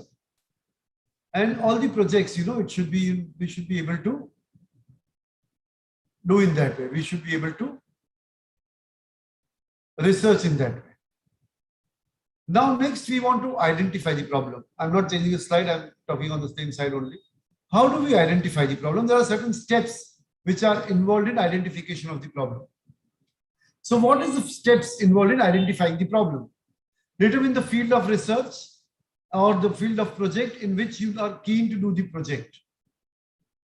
We should develop mastery on the area and have specialization in it. And that will come during development also. Review the researches conducted in the area to know recent trends and studies in the area. So, you know, you review the things one after the other. Review the things, what is there and how it is. Then, on the basis of review, consider the priority field of study. Because whatever review of literature you do, see in last 10 years, what changes have taken place. Don't go very old, because that will help us to decide the topic. Suppose after reading enough of research papers, enough of such papers, you feel that no, this is not the topic, you can decide to change, but not later. Draw analogy and insight in identifying problem and employ your personal experience. Though you may have little experience, but still everyone has some or the other experience. See how you can formulate the problem in that. And pinpoint specific aspect of the problem which is to be investigated. You know, you cannot, as I said, you cannot have artificial intelligence or cloud computing as the project development. You have to be specific. How do we select the problem? So think something innovative, avoid unnecessary duplications. See the importance of field represented and implementation. What is the importance of the field? Generate your interest, your intellectual curiosity and drive towards it. Get training from nowadays, there are a lot of ways to get training and improve your personal qualifications. See whether where the data will be available and how we will collect the data. If any special equipment is required for the project, think how we are going to do that. If we are going to collect sample, how do we approach to them? If we can get sponsorship and administrative cooperation, well and good. There may be no hazards, penalties and handicaps which may occur, so we should be careful. But of course, on IT and computer science, we don't have that many problems. But if the project is like something which is leading to difficulty in human life, we should be very careful. What will be the cost and return? And of course, the time factor, whether it will be completed in the available time or no. So, you know, day-to-day life, you can see and we can generate new projects. Now, there are a few questions that we must raise. Of course, next we are coming to the problem schematic analysis of a problem. What questions do we ask? I will explain the flowchart also. Is the problem really important? Is the problem interesting to others? Is the chosen problem a real problem? Does the problem display originality and creativeness? Am I really concerned with finding the solution, or I just want to get marks and get away with it and finish the work? Am I able to state hypothesis from the problem in testable form? Will I learn something new from this problem? Do I understand the relationship of this specific problem to broader problem area? Will I be able to select the sample from which I generalize some population? Means after we collect the samples, and whether we'll be able to generalize from that? Will some other intelligent person be able to replicate the study? That is also there. Will my proposed data gathering instruments actually give the information which I really want? Is this study, including application of its results, practical? So these are the questions we should ask when we are developing a problem. So if we get majority of answers as yes, then yes, we are thorough with the research topic. So what are the steps in defining the problem? So researcher, the developer, should have developed a conceptual framework of the problem. Think in your mind and then put it on the paper, on the computer. The conceptual framework should be such that it can be stated into verbal form. It cannot be, abstract, which is only in your mind. It should be stated in verbal form. Delimiting the elements of the problem. How much will be limits? What will be the scope? Classifying the elements in homogeneous groups. Locate the key points in the conceptual framework. Evaluate the theoretical security of the problem. The final form of statement can be given into verbal form to a conceptual framework of the problem. Deciding the practical difficulty in conducting the study. If there is any practical difficulty in conducting the study, we should decide that. Our problem should be, even if we are not having any experiment, it should be empirically verified. For example, the formula E is equal to mc square is empirical formula. It has been stated. It can be verified, but there is no experimentally derivation of the formula. Formulae which cannot be derived are stated empirically, but they can be proved empirically. So as you can see in this flow chart, the problem situation, the list of constituents, the facts and the explanation, relationship between them. There may be something irrelevant constituents, we need to identify that also. The facts which are empirically verifiable, the facts which are guessed and suspected, predicted, but will remain unverified. Explanations are empirically verifiable, and explanation guessed and suspected, predicted, but remain unverified. And then we generate a good problem statement. That is how we generate a good problem statement. So we generate the problem statement. And then once the problem statement is identified, we need to build the proposal, the project proposal or synopsis. So what it contains, it will contain the problem and the statement of the problem. The review of literature which you have done, you need to study that. The hypothesis and the objectives. Now the further topics, of course, the subsequent sessions will tell you how to use the methodology and how to go ahead. Educational implications or significance of the problem, the definition, assumptions and delimitations, a tentative structure of the report and bibliography. The references which we have.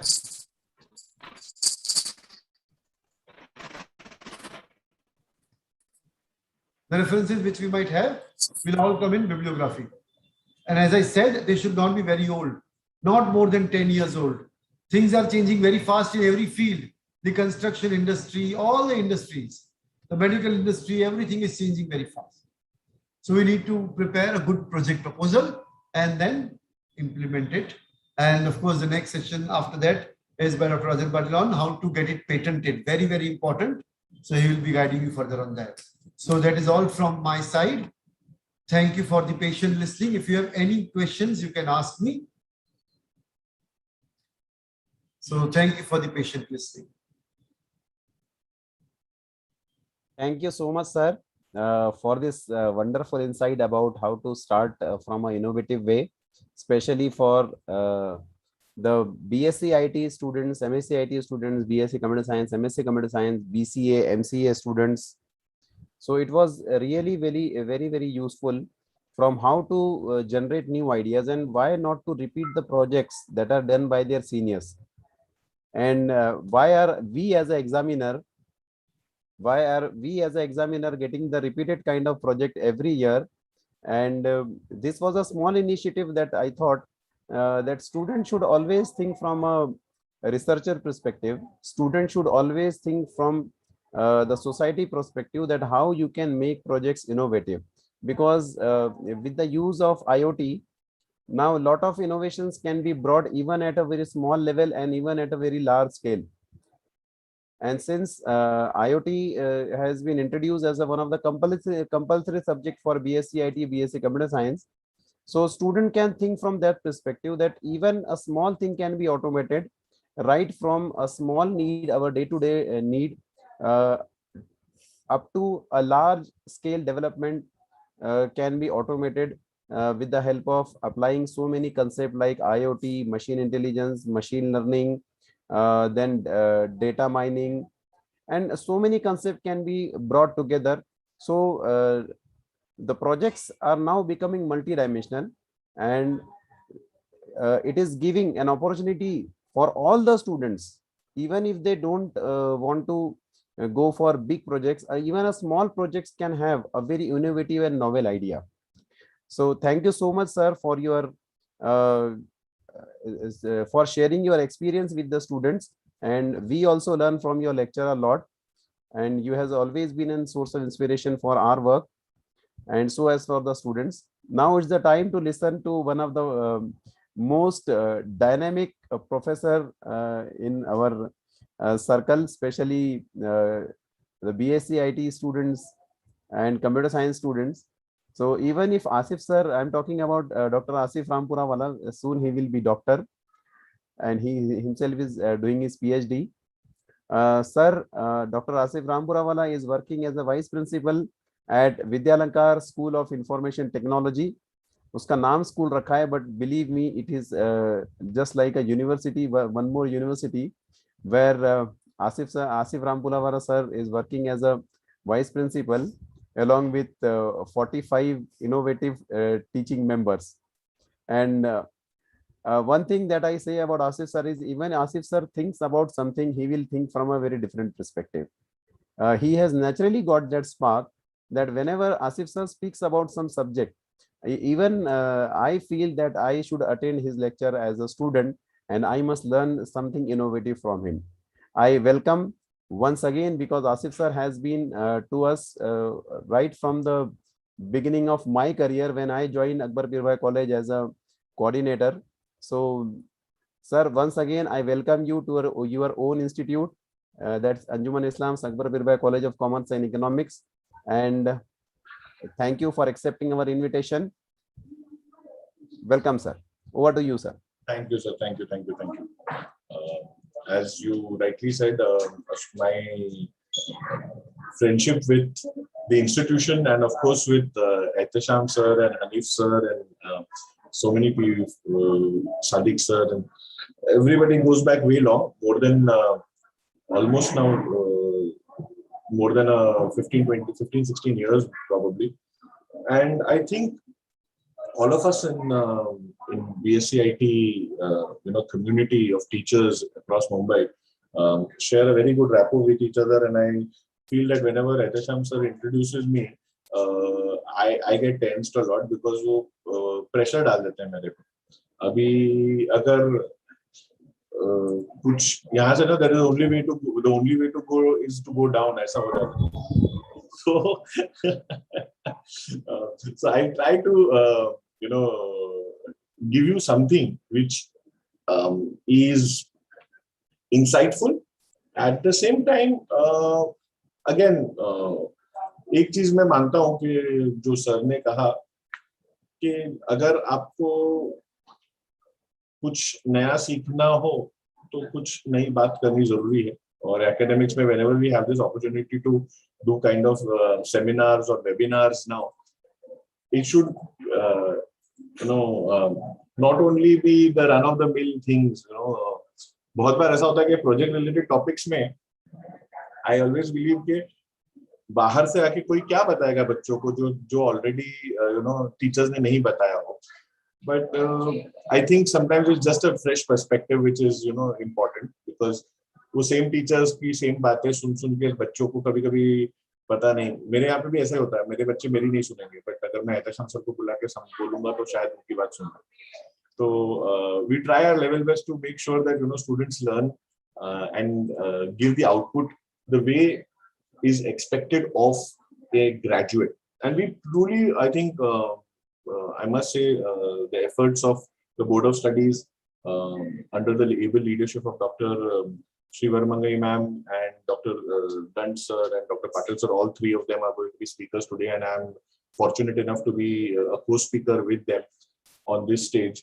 I always believe that they are working very, very hard to keep the flagpole of one of the most premier science programs under University of Mumbai running high. We've been running BSCIT program for the last 21 years now. And in these 21 years, BSIT has become one of the flag bearers of, course which provides employment to our students in India, especially for all the students who take Mumbai University program, other than, obviously the professional courses which are there. I think in the sciences, I think we have been doing some good work, and the students community has given us a lot of support.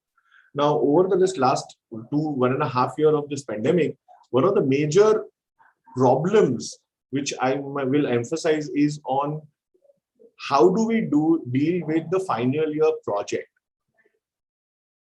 The idea that education can continue or should continue no matter whether we have colleges, students or not, is a good idea. Moving to this online mode of teaching and learning has been, something which has to happen. Fortunately or unfortunately, it happened in 2020 due to this pandemic, forced in a way. And when there's no other way to do it other than online, I think that was the only way everybody was going to go there. However, there are certain challenges. I'm a strong supporter of an online education system. However, there is this need that when it comes to science, technical education, there is a need for interaction at a one-to-one level, which sometimes in an online mode might not be convenient for everybody concerned. Because we have students coming from different strata of societies, and not everybody has all the luxuries and conveniences at their disposal. And therefore, I think we will talk about how projects should be done in this time of pandemic and why they are important. Okay.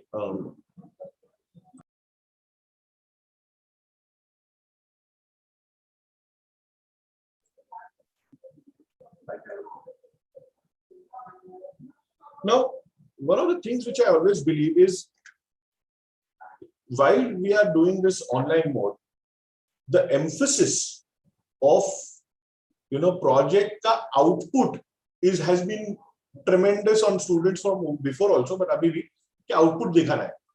But how to build a project और उसके steps और उसकी methodology follow किसी को नहीं करनी.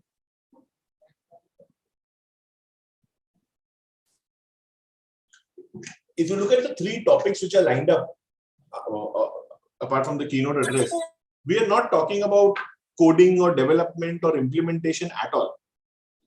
We're talking about selection of good projects, implementation of methodologies, designing, modeling, and how to publish and patent.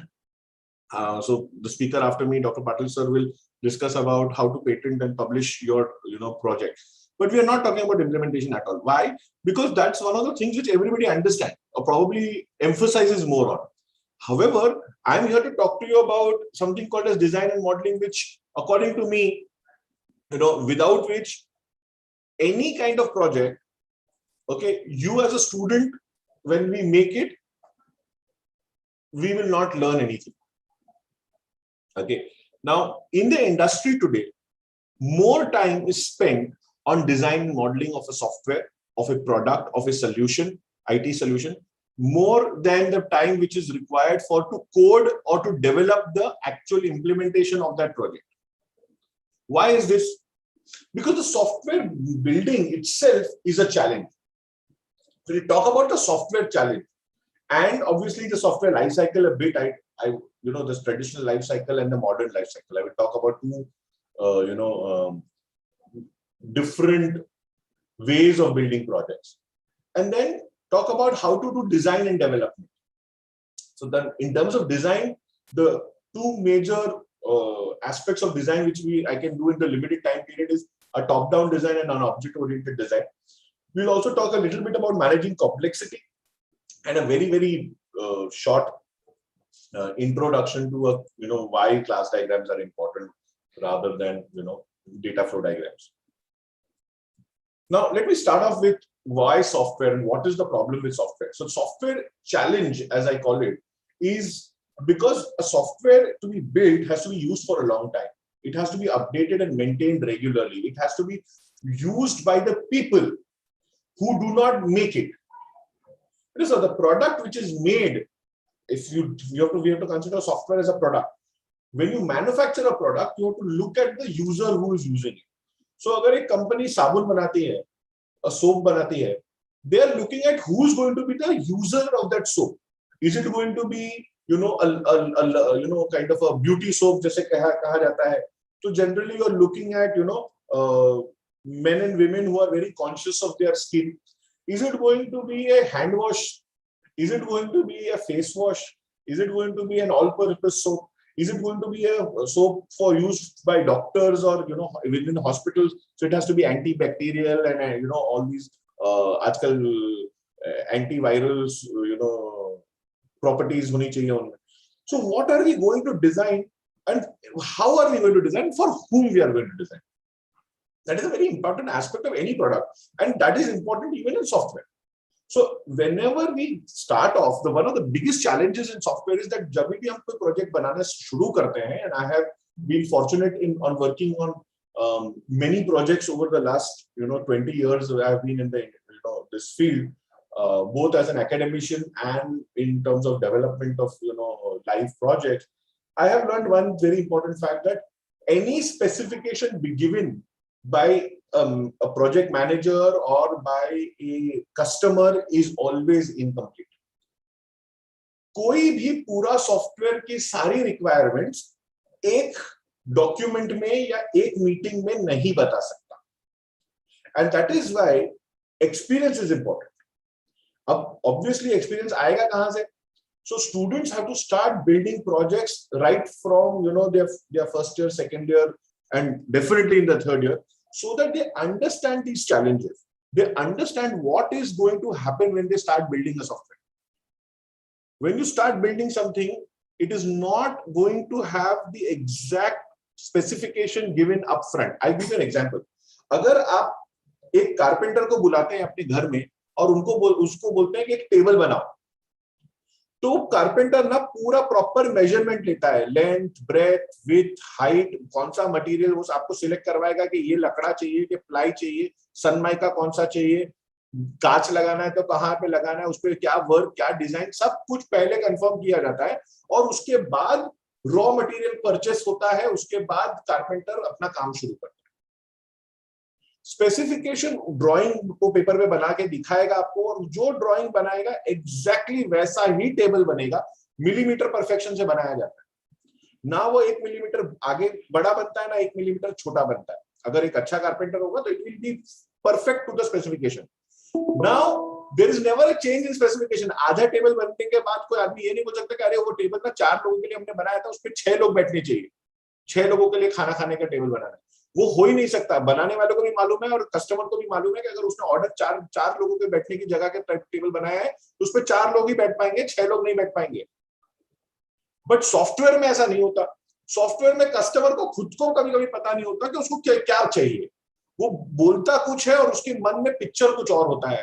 And therefore, understanding the requirements and designing those into models which can be shown to a customer is very important. जब तक आप वो जिस तरह table एक draw करके paper पे बना के ब्लूप्रिंट बना के दिखाया जाता है, या जब आप घर खरीदने जाते हो, वो बिल्डिंग बनी नहीं है, बट जो डेवलपर बिल्डर जो होता है वो बिल्डिंग का, वो आपको एक ब्लूप्रिंट दिखाता है, एक मैप दिखाता है. आजकल we have 3D visualizations and AR VR technology is used to demonstrate the entire घर वो कैसा दिखेगा अंदर से to a potential customer. That is a very good use of software, but the modeling is very important because जो purchase कर रहा है उसको समझ में आना चाहिए कि किस साइज के रूम होंगे, बाथरूम कितने होंगे, टॉयलेट्स कितनी होंगी. किचन कितना बड़ा होगा, सिंक कितना बड़ा होगा, सब कुछ पहले से प्री डिफाइंड होता है और वैसा ही बन के आपको मिलता है। कोई डिजाइन में चेंज नहीं होता, कोई आउटपुट में चेंज नहीं होता, सब कुछ परफेक्ट होता है, तभी आप उसका अग्रीमेंट बनता है। सॉफ्टवेयर में बहुत बार जो हम सोचते हैं और जो हमको फाइनली प्रोडक्ट मिलता है वो टोटली डिफरेंट होता है, या उसमें बहुत फर्क होता है। Why? Because of this. So today, users, why this happens is because users' needs and expectations change. वो आपसे पहले डेस्कटॉप एप्लीकेशन बनवा रहा होता है, फिर बाद में बोलता है कि वो मोबाइल पे भी चलना चाहिए, फिर वो बोलता है वो आईफोन पे भी चलना चाहिए, फिर वो क्रोम बुक में भी चलना चाहिए, वो हर तरह के ऑपरेटिंग रिक्वायरमेंट्स कीप चेंजिंग। नया कोई टेक्नोलॉजी आता है, नया कुछ फॉर्म फैक्टर आता है, and everything has to work on every aspect. Performance fast चाहिए, स्पीड बढ़नी चाहिए, टाइम कम लगना चाहिए। Your operating system changes now. Windows 10 के बाद अभी Windows 11 आएगा, तो Windows 11 में भी वो काम होना चाहिए। It should have security, it should have so many other features, it should have a good user interface, user experience. So UI and UX आज इंडस्ट्री के सबसे buzzwords हैं। UI stands for user interface and UX stands for user experience. What is the experience of how do you measure a user's experience of a software or a product, IT product? भले आप embedded project बना रहे हो, या आप robotic project बना रहे हो, एआई प्रोजेक्ट बना रहे हो, या डेटाबेस प्रोजेक्ट बना रहे हो, ये सब चीजों के लिए एप्लीकेबल है। बट आईटी इंडस्ट्री में भी, forget about schools and colleges, IT industry में भी अगर आप मैनेजर्स के पास जाएंगे तो one of the common reasons you will find improper documentation being done of projects. Why is that? There are many reasons. Some of the common reasons which managers will tell you is that we have no time for this right now. कि हम लोगों को deadline meet करनी है, इसलिए documentation पूरा करने का टाइम नहीं। या फिर वो बोलेंगे we are doing agile development. Agile का मतलब क्या है कि we are doing this modern methodology जिसमें everything keeps changing and it is very very flexible, and therefore documentation के ऊपर इतना एम्फेसिस है ही नहीं हमारा। अनदर वन, ये सब डॉक्यूमेंटेशन पढ़ता कौन है, लिख के फायदा क्या, कौन खोल के पढ़ने वाला है? ये बहाने हैं। स्टूडेंट्स भी यही रीजंस देते हैं जब वो प्रोजेक्ट बनाते हैं कि डॉक्यूमेंटेशन में आपने यार ये, मैं कभी भी जब एक्सटर्नल एग्जामिनर जाता हूँ और देखता हूँ तो मुझे ना मैं ना क्या करता हूँ, जिस कॉलेज में जाता हूँ फिर मैं ना उसमें बनाता हूँ डॉक्यूमेंटेशन के 3 types, documentation A, B and C. Generally एक 60 स्टूडेंट्स का अगर क्लास होगा ना तो 3 डॉक्यूमेंटेशन मिलते हैं मुझे, ए, बी और सी। ग्रेड नहीं है ये। डॉक्यूमेंट ए 10-20 लोगों ने कॉपी किया है, डॉक्यूमेंट बी 10-20 लोगों ने कॉपी किया है, डॉक्यूमेंट सी 10-20 लोगों ने कॉपी किया है। उनके सारे डायग्राम सब सेम दिख रहे हैं, खाली उन्होंने टाइटल नाम नसीब से चेंज किया होता है। कभी कभी भूल जाते हैं हेडर फुटर में नाम चेंज करना, और दोस्त का ही नाम हेडर या फुटर में भी मिल जाता है। क्यों? क्योंकि उन्होंने प्रोजेक्ट बनाने में काफी काम किया था लेकिन प्रोजेक्ट के डॉक्यूमेंटेशन पे काम ही नहीं किया है। That is one of the reason why when we had an update of the syllabus in 2018-19 year में, जब हमने नया टीवाई का सिलेबस फॉर्मेशन कर रहे थे, उस वक्त एम्फेसिस किया कि documentation, analysis, design part will be completed in semester 5 and will be published and printed and the document will be submitted as for their examination, and that will make sure that you cannot now change the requirements as you go ahead. कि कुछ तो आपको उसके ऊपर से 90% तो वही जो आपने दिया है डिजाइन के वक्त सेम 5 में वही आपको करना पड़ेगा। ऐसा नहीं कि 10 लास्ट महीने में या लास्ट 15 दिन में कुछ नया ही सॉफ्टवेयर बन जाए। तो इसलिए हमने ये कोशिश की कि that once you have this project running over an entire year, you will be able to go through these phases one by one in a systematic fashion and learn how to build software and how to build projects in general. That is one important skill जो आप कितनी भी book पढ़ के नहीं सीख सकते, आपको इम्प्लीमेंट करके ही सीखनी है. So one of the things to remember that every development of any software or any IT project goes through stages. I have written software everywhere, but please feel free to change it to any IT project, whether it's a software project or an embedded project. The topics, the methodology remains the same. It goes through stages, right from initial concept where you have an idea of that project to the final product which you will demonstrate to an examiner. It will go through these processes which we call as the life cycle. Now, why should you design and document the software? क्यों करना है, paper पे लिखने की जरूरत क्या है? क्योंकि जब तक आप वो डॉक्यूमेंट मतलब एक पेपर पे उसे नहीं उतारोगे, तब तक आपको खुद अपने प्रोजेक्ट के बारे में अंडरस्टैंडिंग लिमिटेड रहेगी, और दूसरा तब तक आप किसी और को वो प्रोजेक्ट समझा भी नहीं सकते. You can not make anybody understand the project unless you document it properly. Then once it is built, or while it is complete, after it is completed, if any change or any problem comes in, to go back and to do it, you need documentation to know exactly what goes where. Believe me, I've worked on so many projects that by the time the project when it was completed, I forget कि मैंने ये part of the code क्यों लिखा था. क्यों? क्योंकि जैसे तैसे अगर आप एक प्रोजेक्ट, बहुत बड़ा प्रोजेक्ट होता है तो 6 महीने 8 महीने 10 महीने अगर चलता है, तो आपको याद नहीं होता कि 6 महीने पहले आपने वो कोड क्या लिखा था, उसका लॉजिक क्या है.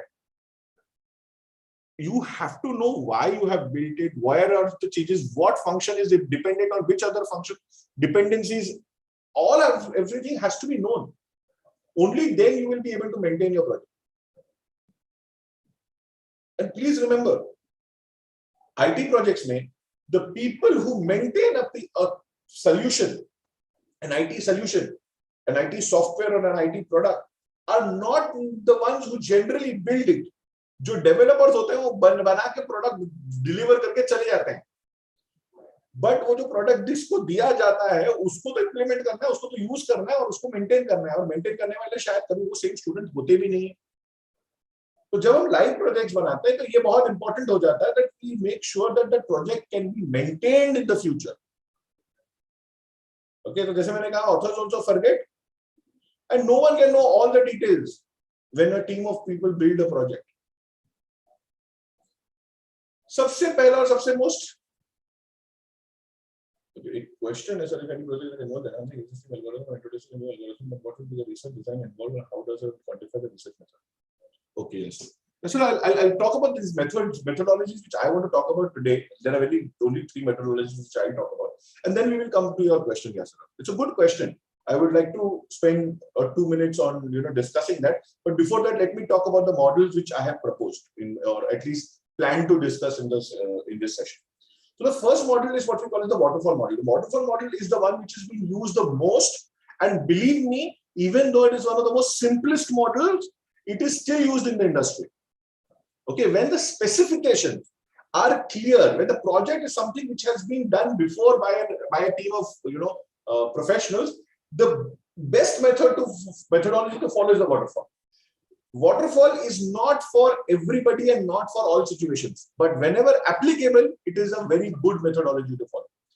It is simple, everybody learns it, everybody knows it by heart, because it is part of every software engineering course, no matter whether you have done in IT, computer science, engineering, whatever field you have done. अगर आपने software engineering पढ़ा है तो आपको waterfall model आता है. It is performed, it is a sequential stages में वो process चलते हैं. The stages are something which is logical and properly compartmentalized. Now, the basic fundamental flaw with using the waterfall model as it is written in most of the books is that we assume that each stage can be completed before you go to the next stage. Even any company who does a waterfall model has to remember that pure waterfall without adulteration is not possible. However, you can still stick to it and you can do majority of the work in a waterfall fashion. However, you may have sometimes the water flowing for a little period in the opposite direction also, against the force of gravity, so to speak. Now, every waterfall model has these 5 stages. Of course, these stages can be renamed slightly here and there depending on the book which you refer to. The first one is the requirement phase, where you gather as much data about the problem which you want to solve. Second is analysis of that data, understanding and clarifying whether you have understood the problem correctly is very important. यहाँ पे models बनाए जाते हैं. Models का मतलब क्या होता है? Diagrams और representations on paper जो मैं किसी और को दिखा के उसको वेरीफाई करवा सकूं कि जो मैंने समझा है रिक्वायरमेंट क्या वो सही है is there anything missing, or is there any confusion in what we have, understood about the problem? Because not necessary that when you gather all the requirements, that whatever you have, the data which you have collected is complete. ऐसा कोई जरूरी नहीं है. In fact, 99% of the times it is never complete. 2, even the data which you have is whether it is completely accurate. It is not necessary that the data आपने जो collect किया है वो correct है.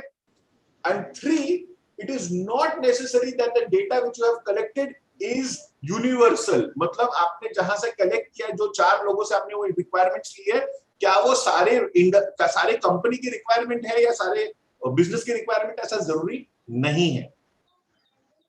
So neither you are sure of it, the data being complete, neither you are sure of the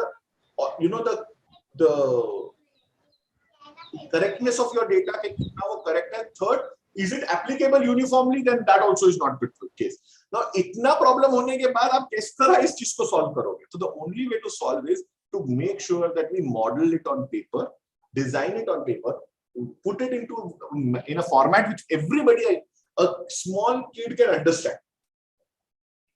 We say that a diagram which cannot be understood by a 12 or a 15-year-old child, 12 से 15 साल का बच्चा, अगर वो diagram को मैं समझाऊं और वो ना समझ सके, तो उस तरह का मॉडल बेकार है. बहुत ही सोफिस्टिकेटेड, बहुत ही आर्टिस्टिक और बहुत ही complicated technical design is useless at the analysis stage. It has to be something which is meaningful so that you can take it to a customer who is not an engineer and explain to him that this is the model on which your software is going to be built, on which your project is going to be built, and that person should be able to check and verify whether it is correct or not. उसके बाद आता है design, which is talks about actual programmer को. Analysis के models have to be verified by customers. Design के models have to be something which can be, the input to the developers. जो database design करने वाला है, जो user interface design करने वाला है, जो program का logic application का code लिखने वाला है, उनको समझ में आए, ऐसे design होने चाहिए. So the technicality in a design phase is slightly higher. It has to be more specific, less generic. जबकि analysis stage में थोड़ा सा generic या वो हम कहते हैं level of abstraction ज्यादा होता है. Otherwise बहुत सारे diagrams जो हम analysis phase में बनाते हैं वो हम design phase में भी use करते हैं. And then we go into implementation phase where we actually start developing the code or the product, and finally we go into testing phase. Now, in a waterfall model, in a standard waterfall model, you will go from requirement to analysis to design to implementation to testing, one after the other, right? Yes, I am sure everybody has seen this diagram before. Now, this is not the only model out there. There are many other models. There is one model which I call as the unified model. So this unified model has a concept that stages go in cycles, that you have to go back to the certain stage and complete those stages again.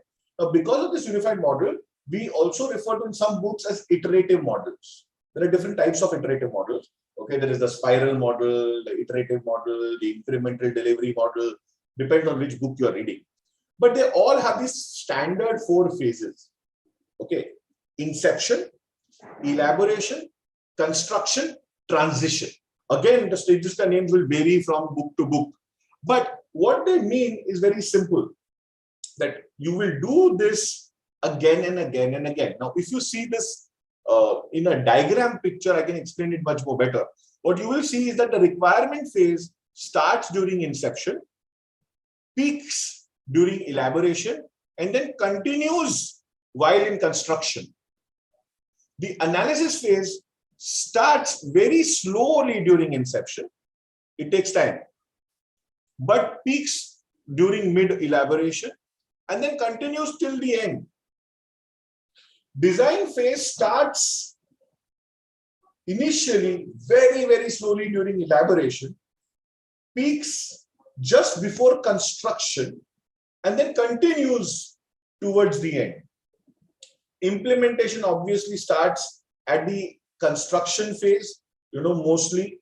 Initially, some code is built, maybe during the elaboration phase, during the design phase, the core functionality develop की जाती है. कभी-कभी inception पे भी develop की जाती है. But majority of the construction or the develop implementation happens during the construction phase, and then more towards the transition phase. But testing, if you will see, happens at almost every stage after inception, in bits and pieces, because you have to continuously test what you are building. Whether it's a design, whether it's a requirements, whether it's a database, whatever, testing will continue all the time, and it will keep increasing again more and more as we go ahead. So the different iterations which will happen, there will be a couple of iterations in inception, a few iterations of elaboration, few iterations of construction. Every iteration will have testing. Okay, this is called the unified software model, which is used quite a lot practically in the industry. In the industry nowadays, there is another very big buzzword called the agile methodology. Now, agile methodology started off, and there are many methods in agile methodology itself. Actually, it's a collection of different methods.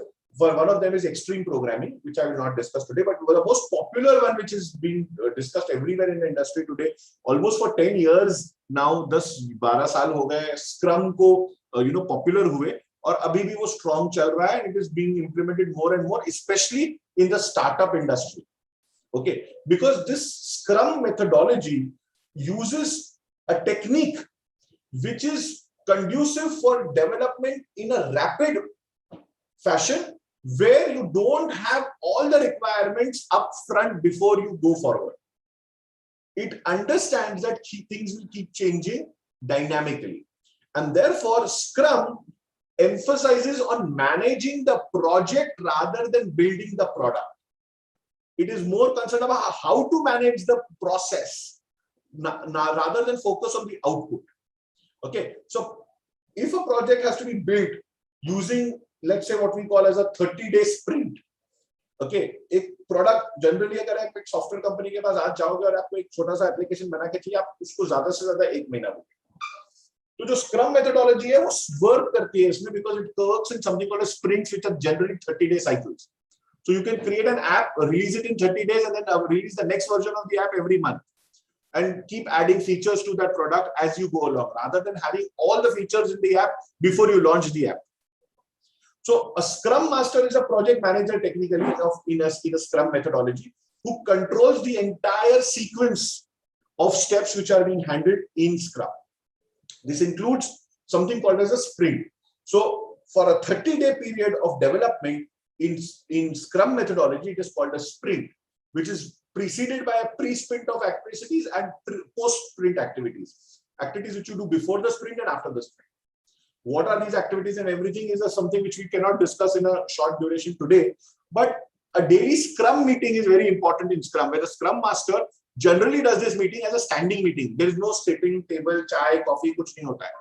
खड़े-खड़े meeting की जाती है to communicate कि हर किसी ने team में क्या काम किया है और कहाँ पे प्रॉब्लम आ रहा है, ताकि वो प्रॉब्लम को सॉल्व करना अगर पड़े तो पूरी टीम साथ में इन्वॉल्व होकर उसके ऊपर कॉन्सेंट्रेट करके एनालाइज करे. There are these buckets which are created of activities which are pending, which are in progress, and which are completed, and which can move between. A completed item can move back into planning phase because something has gone wrong. And all of this is done in a fashion which is very, very modern, unique, and now done using something called as technology. So these are the key, this is one broad diagram. If people who are familiar with Agile will be able to understand much more easily.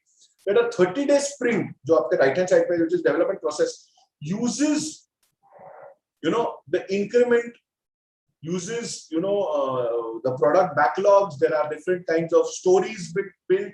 There are different kinds of, lists being created, sprint goals being reviewed, review meetings happening every day, daily Scrum meetings, all of that. Along with, there is somebody called as the Scrum Master, the people involved, the stakeholders, the product owner, all of them are involved in this process at different stages in different manner. Uski puri ek methodology hai, which I can share some videos at the end of the after my session is over, I'll probably share a few videos which you can go through to understand Scrum better. But this is one of the methodologies which will give you the fastest output if you are working with a small team of, let's say, 5 to 10 individuals. Even if it's a big team, Scrum can be done, but a very large team, Scrum is not very, very conducive. Okay, अगर आपके पास 50-100 लोग हैं एक project पे काम कर रहे हैं, तो probably Scrum might not be a very good technique for you. So there are various software lifecycle activities which are to be implemented, which we've discussed. Now, whether they are requirement specifications, architectural designs, component designs, detailed designs, implementations, unit tests, integration tests, acceptance tests, installation and maintenance, these are all activities which need documentation. हमारे project report में इन सब के लिए अलग-अलग नाम दिए गए. उसमें UML डायग्राम्स आ जाते हैं, डेटाबेस डायग्राम्स आ जाते हैं, इंटरैक्शन डायग्राम्स आ जाते हैं, कंपोनेंट डायग्राम्स आ जाते हैं, यूज केस डायग्राम्स आ जाते हैं, क्लास डायग्राम्स आ जाते हैं. What are these diagrams? They are all there for demonstrating these activities which are used in development. People करते हैं क्या, many students क्या करते हैं, काम कर देते हैं, but उसका documentation एंड में बनाते हैं. It is not like that. It is supposed to be done as you do it. That will really help you. If you build it using these methodologies, using these activities and using these diagrams, it will help you, reach your final output much better, and you get a much better quality of your output. Okay, so I think I've already consumed more than the time which was allotted to me. So let me just talk about the top-down and the approach a little bit. Top-down approach क्या होता है? So for example, you want to build a telephone directory program. So you know that the level 0 is your telephone directory. उसमें क्या-क्या चीजें आएगी? How to read the initial directory, how to insert an entry, how to edit an entry, how to retrieve or display, an entry which is already being there. Now you then say, okay, reading an initial directory का क्या होगा? मतलब read the entry from the file, store an entry into the directory. Okay. Then refinement में क्या आएगा? Retrieve and display an entry. Suppose, so what do? You read the name of a user, find the name of the directory, get the entry from the information, or data from the database, display it on the screen. So you will keep going in detail, but at the very top level, you want to build a directory program. What the directory program has, you build that level, and each level you refine that requirement more detailed. This way, you will be able to understand and explain your project much more better than any other methodology which you can think of. Start from the top, break it down into components, break it down further. I'm saying use simple diagrams. It's very important to use simple diagrams. Okay, now this is an example of a class diagram to explain the phone directory program. जो अभी हमने बताया. अब उसी को मैंने diagram में implement किया है. That a user sends a command to the directory. What can be the command? Read, edit, delete, display, whatever. What do we do? We check whether it is in the file, we read it from the file or write into the file. If the entry is there, we will check. So whether an entry is there in the directory or in the file, that relationship is shown in terms of classes. So you will have a directory class, a file class, and an entry class. Instead of a file, you might have a database class. That might change depending on the name which you want to use. But this indicates that there will be 3 classes minimum which you will have to write, which will cut. And now in these classes, you will have functions to edit, to display, to view, okay, or to sort or to do whatever, search, will be all functions within the various classes. Now, which functions go in which classes, that's something which will come by you thinking over it and developing it further. So abstraction is a way to manage complexity. जितना ज़्यादा complex आपका application है, उतना ज़्यादा levels of abstraction आपको बढ़ाने पड़ेंगे.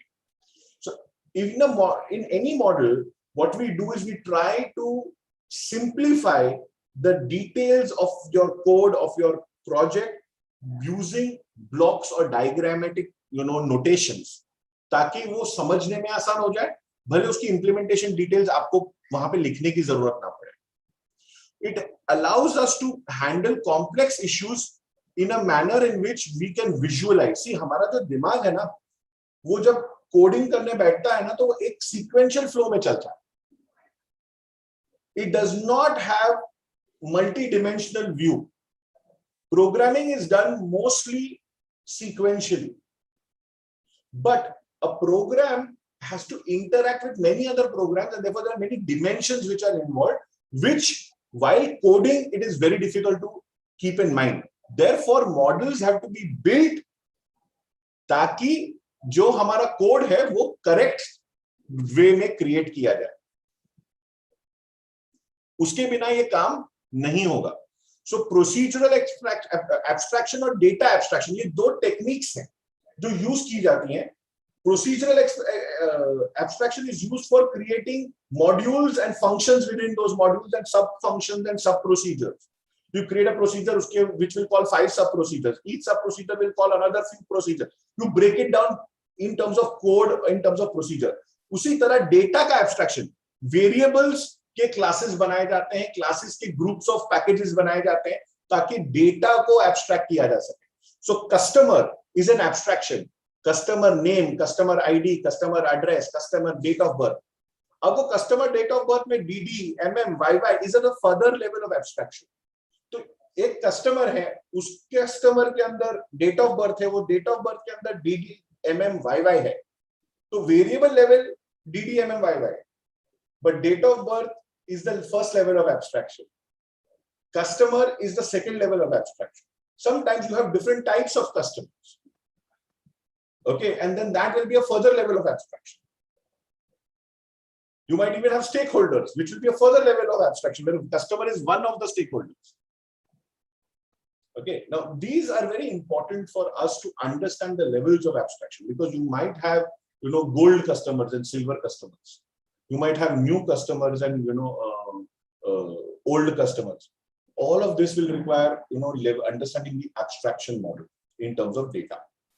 Okay, so with that, I would like to quickly review what we have done today. Documentation is most important. Please remember, whatever methodology you use, it's up to you whether you use waterfall, iterative models, or whether you use an agile, but be clear on what you want to use and make sure it is evident from your development, process कि आपने वो use किया है. आप ऐसा मत करिए कि documentation में लिख कुछ रहे हैं और कर कुछ और रहे हैं. आप जो जिस तरह डेवलप कर रहे हो वो कोई ना कोई मॉडल अपने आप होगा. Write it down and know which it is and follow it. Process is more important than the outcome. सिर्फ आउटपुट लाना कोई भी important चीज नहीं है अगर आपको पता ही नहीं कि वो आउटपुट कैसे आया और आपने उसको किस तरह डेवलप किया.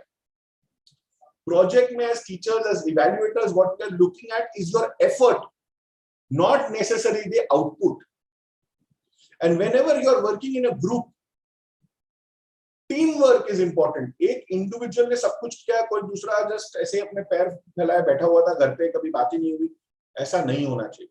These are some important key points which I would like you all to learn and remember. Before I end, let me just quickly take the questions if there are any. So I think Yasira had one. If the project involves enhancing existing algorithm and introducing a new algorithm, then what is the research design involved and how does it quantify that research method? Now, generally, जब आप research methodology पे काम कर रहे हैं, तो what you would want to do is you would want to understand that you are building an application. So it is an experimentation model which you are going to use. If you are going to develop based on an existing algorithm, you might do multiple test runs and improve that algorithm. After every output, you will say, "नहीं ये इसमें कुछ और improvement करता है, फिर और कुछ improvement करता है." So generally, it will fit into an incremental model. It might not be a very good candidate for a waterfall. Definitely not a good candidate for waterfall, and might not be very good with agile as well. Because when you use an existing algorithm, you already know the finite limitations of your project. Even if you develop a new algorithm for that, because it's based on something which is already being done, you already know your specifications very, very clearly. So agile is not required for you this kind of a project. You will probably just use an iterative model and try to do something called as multiple short runs, where you will do a implementation within a week, check it and go back. Okay. So with this, let me leave you all with a very important quote, which I always believe, as whenever I have handled any kind of project, whether it's a technical project or a non-technical project, the one thing is what gets monitored gets controlled. Meet your guides, talk to your guides, talk to your teachers, talk to seniors, talk to people who have an understanding of development of projects. They will help you. They will also keep you on track. जब तक आप अपना project के बारे में discuss नहीं करते हैं, कोई आपको उसके बारे में इंफॉर्मेशन नहीं दे पाएगा. And that is very important, that you need to keep monitoring your project on a daily basis, and hopefully with your guide or your teachers involved in charge on a weekly and a quarterly basis, so that आप project time पे complete कर सको और ठीक तरह से complete कर सको. All right, so that's it from my side. And I think Adesham sir, sorry अगर मैंने सारा time ले लिया हो तो आपका. Sir, that's the reason why we love to attend your lecture. मैंने पहले ही कहा कि when you deliver a content or a lecture, I always feel that I must also listen you as a student so that I can learn something new from your lecture. That's the reason why I have quoted this in the beginning of your introduction only, because you are such a wonderful orator and a speaker that every time, even if we have learned this software engineering concept again and again, and we have taught this to our students also, but this session has given me something new. I think other teacher who are attending has also experienced the same, and of course the student has got a very good insight about what to do in the project and what not to do in the project. क्या करना है ये ज्यादा important नहीं है, क्या नहीं करना है ये ज्यादा important है, क्योंकि एक्सीडेंट जनरली वही होता है कि हमें क्या नहीं करना है अगर हम वो कर लेते हैं. And at the end, when you as a examiner, when I as a examiner, or any one of our teacher as a examiner, when they evaluate the project, हम उसका postmortem करते हैं और कुछ नहीं कर सकते हैं. So before the patient dies, it's good to diagnose it well before, and we have enough time. Students, you have enough time to work on your project. You have enough time to really think from the right perspective and right direction, and that's why this session was organized for you. And you are, in fact, we are lucky to have Mangai madam with us, which has given a very thoughtful insight about bringing innovation. Then we listen to Dr. Hiren Dansar, who has a vast experience and who has been with the IT framework and designing the IT syllabus right from the first to the up-to-date syllabus which we are using today. And a wonderful speech and a wonderful session by soon to be Dr. Asif Rampurawala sir. Thank you so much, sir, for giving your insight and sharing your experience about the project. Now it's the time for listening. One of the most dynamic and experienced person, once again, we are desperately waiting for Dr. Rajendra Patil sir's session. Dr. Rajendra Patil sir has a long introduction to be given, because his resume itself is a booklet, and if you start learning what he has done, probably I would love to achieve those things in my life also, because sir has been so dynamic and versatile in so many fields, and continuously he tries to bring innovation and new things in IT syllabus. Sir is the coordinator for skill courses and value-added courses. Currently, he is working as assistant professor and head department of data science at Vidyalankar School of Information Technology. He has been the chairman for examination for the various subjects of IT. He is also the member of board of study in the information technology. He is also the member of board of studies for computer science. So we have got the right person to guide our students about the IT projects as well as the computer science projects. He is also the member of examination committee. He is actively involved and coordinated so many industry, academia interface, skill development courses. He is the coordinator for RUSA related activities. He is the member of IQAC. He is the member of library development self. Then sir has done his PhD from North Maharashtra University, Jalgaon, and he is also actively involved in the various academic activities carried out in Mumbai University as well as North Maharashtra University, and also he is the member of Board of Studies of various autonomous colleges. Sir has also published books on PLSQL, web designing, business intelligence. So apart from this, he is working as a visiting faculty with some of the prominent colleges like DG Ruparel College, University Department of Information Technology, SIS College, Somaiya College, Kirti College, KC College, Siddharth College, then Institute of Open Distance and Open Learning. Sir is also the official course content writer for Institute of Distance and Open Learning, University of Mumbai. I welcome you for this guidance session on bringing innovation to IT projects.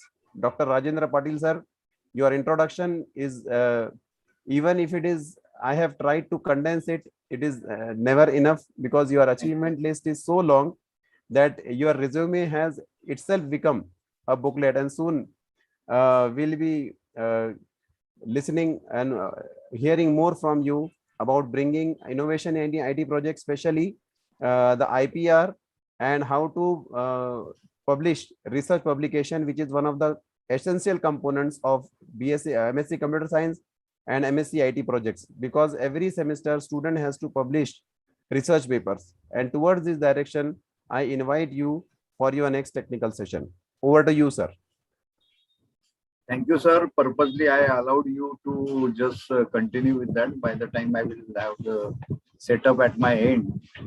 So anyway, as we had today, means the different varieties which are actually required, and essentially one should always know whenever you are working on academics or research projects, and the way the topics were been outlined. So yes, very well, that has been justified so far, right from the first session of Dr. Sri Varamangai Madam till Asif sir session. I was there, and then when we were working on this topic finalization and all, so somewhere rather than continuing with the project process and all, so something important part nowadays where I'm preaching about this particular thing, intellectual property rights, through various webinars, conferences, and programs. Also, the very important thing, like I should congratulate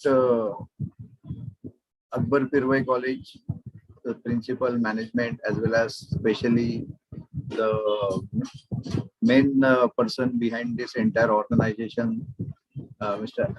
Professor Aitesham Sheikh sir, then Abdul Sadiq sir, and their entire team, who gave the thought for this, and really this will benefit the students, the researchers, especially from the field of computer science, IT.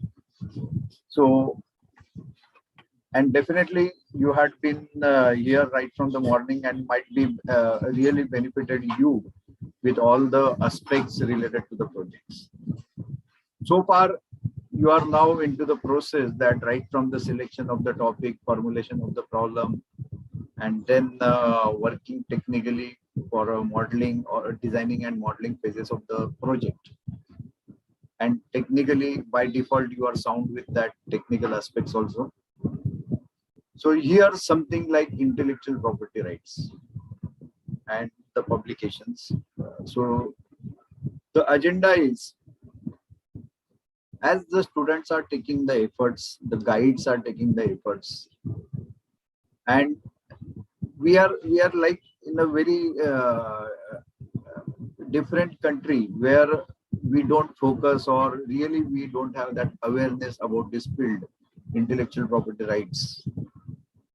When myself got stuck with, or when I got an opportunity to learn about this, and later when I found that really how important this IPR is, and how one should be serious about this, and why still India is called still a developing country. We are not the developed, we are a developing country. We are lacking a lot in the rankings of intellectual property rights and all. Although we are having a huge talent existing in our country, we are technically sound, we have the innovations, we have that particular ability to do the research. And of course, due to lack of awareness, we are not able to explore this particular field. Although we had tried to introduce it in the syllabus and all, but the things remains in the syllabus, but is not been applied. And I always believe when I do something, then and then later I speak about it. So first, when I stuck up, just a short story I would like to share. When I was working with my PhD topic, it was regarding the selection of gamete donors with the help of soft computing techniques. So I had the contact with the IPR person. So so one day we just had the interaction, and I was sharing about my research topic, and he suggested me, why don't you go for this patenting? And for me, the patent word was really like a rocket science. कि भाई patent है Einstein या industry वालों का ही काम है, ये हम लोगों का काम नहीं. This was my myths. These were the myths which I was carrying. And although like me, Mary might be there. The day when he motivated me and also guided me that yes, IPR is possible for people like us also. So I said, then what is the scope? Something related to the software and all. So later then I learned a lot. And during my that PhD process, I went through the process of filing the patent, publications, and so still it is in the publication mode. Then later, after going through that process, we tried it with the projects at our academic level and at VSIT. Last year, we got the Australian patent, where the project which was developed by the students, it is granted. So that's why we did everything first. And now that we are preaching through this particular, through such platforms. So same thing I would like to share. It is not कि only VSIT में ही हमारे patent बनेंगे. The patent should come out through your academics. ये खाली मेरे individual के patent बनने चाहिए, ऐसा नहीं. Everyone should be aware about this. Everyone should give the thought properly. And of course, one should have that awareness that what is the scope for filing the patent on the topic I'm working on. This is applicable for everyone, the PhD person as well as anyone doing MSc projects or UG projects. Okay, so coming out, continuing with this particular discussion. So let's have the thing related to this patenting. Always remember two things, that there are two factors we call inventions and innovations. Of course, whatever projects you have, you come out with some unique idea. Now, it has been said, many times it happens that when I pick up the topic, so ये topic, अरे ये किसी ने किया है already. And many times guide or even the student decides कि ये हो गया ना, ये मत करो. And we leave that topic. Okay. The common example I would like to mention, library management system. Once upon a time, it was a regular topic. Everyone used to come out with library management system. And none of the system ever used to be justified properly. That continued till 10 years. Now try to understand the model, the pattern of the applications which are coming now. Isn't it? All getting with the app-based or appearing in the application forms, which can be operated through multiple different types of gadgets. So of course, a lot of development is happening. The different software engineering models are now upcoming, and accordingly, the technology is now demanding the different types of applications. But at the same time, you also need to find out that what are the unique points or what are the key points that leads to the innovation or invention. Because whenever you are taking the hard efforts as you are working honestly on the topics, and when you want to do something, so that time you should be rewarded, or the thing should be recognized very well. Of course, you are going to be evaluated and that will benefit in your academics. But along with that, how things can be added to your profile. So this thought can be given to, means the objective is that both guide as well as the student should now see to that how we can take to the level of patenting, or how we can take this topic which can classified under any of the IPR. So this is something different. And just imagine a student or a guide when you are teaching, or an institute, at the institute level, when some project is being developed and if it gets patented, see the value which will be added to the profile of institute, to the profile of guide, as well as to the profile of the student. And when he is applying for the job, so maybe he may not apply for job, he may come out with his own startup, and at the same time he can come out with the job offers. He may give the job opportunities. We should also now change the aspect, how many companies are coming, rather than saying that how many companies are coming for placement. Now we should change the our view, that how many companies are coming as a startup from the institution as an outcome of the education. So now in this direction we have to work. Rather company coming in, we should be like how many companies are been evolved from our education system. And that is possible when you come out with some innovative project, with innovative idea, with the proper agreement and partnership. So things are possible. Some examples are like Google was one of the project which has been evolved from the academics. Then PayUmoney, Bharat Pay. These are the projects from Mumbai only, like M Indicator. This is the again project which has been now commercialized. So this way we should treat these projects as an idol projects that will motivate you to transform your ideas into the industry. Okay, so invention is something, formulation with the new ideas required for the product, development of the product, or the processes that happens for the betterment of some existing system. Innovations which are based on the practical applications, which are again dealing with the different products or services. So we can have like different apps like Ola apps. Ola is the concept again, isn't it? So that is the something industry which has been formed. It is just integrating all the taxi owners, all the vehicles, and providing you the transportation facility at your comfort level, isn't it? Which has generated a lot of employments, and with the help of technology it is possible, isn't it? So what are the intellectual property rights components or the areas that falls under the IPR? The very first thing is copyrights. Now one has to be very careful when you are writing your dissertation work.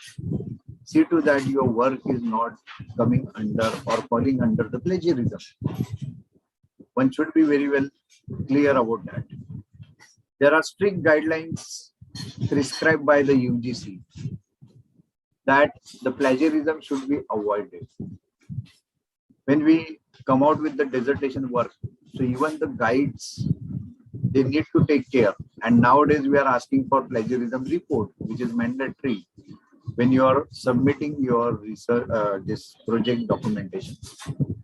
The reason behind that was, as we are now coming out with the mass education at many institute level, the limited faculties are available. and guiding with this large ratio, 60 students, 2 divisions are there, and 4 faculties are there, and to control the projects and all. So that's why so it is difficult to have a proper check on their documentation, and the students irregularity means they are not regular to that the way they communicate with the faculties. So it is the sole responsibility of the students precisely that whatever work you are submitting, it should be with the originalities. And when you are referring to some documentation or some dissertation work, give the citations. So those citations are very important. So that can be again a separate session again, how to write the dissertation and all. So that may fall under copywriting. If you are not following the protocols, if you are copying as it is and claiming this is my own, so that falls under the infringement of copyrights. So always how to give the citation and how to use or refer someone's work. So that you need to learn through your guides. Again, they will guide you in that case. The figures, diagrams, what you are referring or you are taking, so need to be properly justified so that your project will not come under the plagiarism.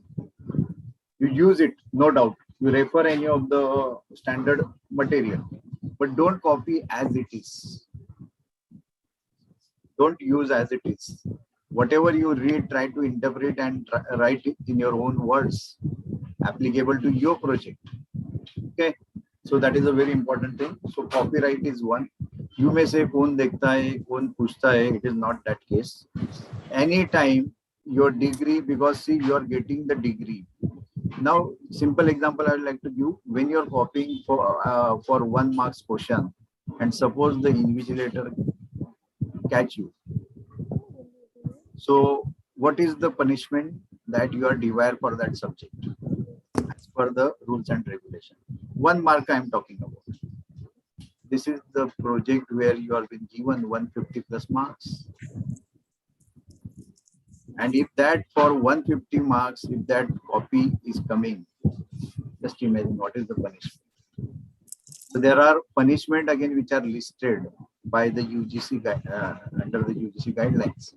Your degree can be detained, or your degree can be postponed with 6 months, or the entire degree can be detained. These are the punishments which are given. So be careful whenever you are working. आपको डरा नहीं रहा हूँ, आपको aware करवा रहा हूँ. Okay. So this is for both. Again, I am saying telling trademark. और इधर गाइड को लगता है कि भाई ये कॉपी ये इसने किया नहीं, put the remark, the contents are not properly cited. मैं गाइड के लिए भी बता रहा हूँ, आपके सेफ्टी के लिए रखो, because otherwise equally we are involved in that activity. Okay, so we also added to our profile that I had guided the number of students, but when you are guiding at the same time, it should be the guidance should be in the correct manner. Trademarks, patent, industrial design, and trade secrets. These are the different intellectual property rights. Talking about the trademark, someone is unmuted. Can you please check? Etesham sir.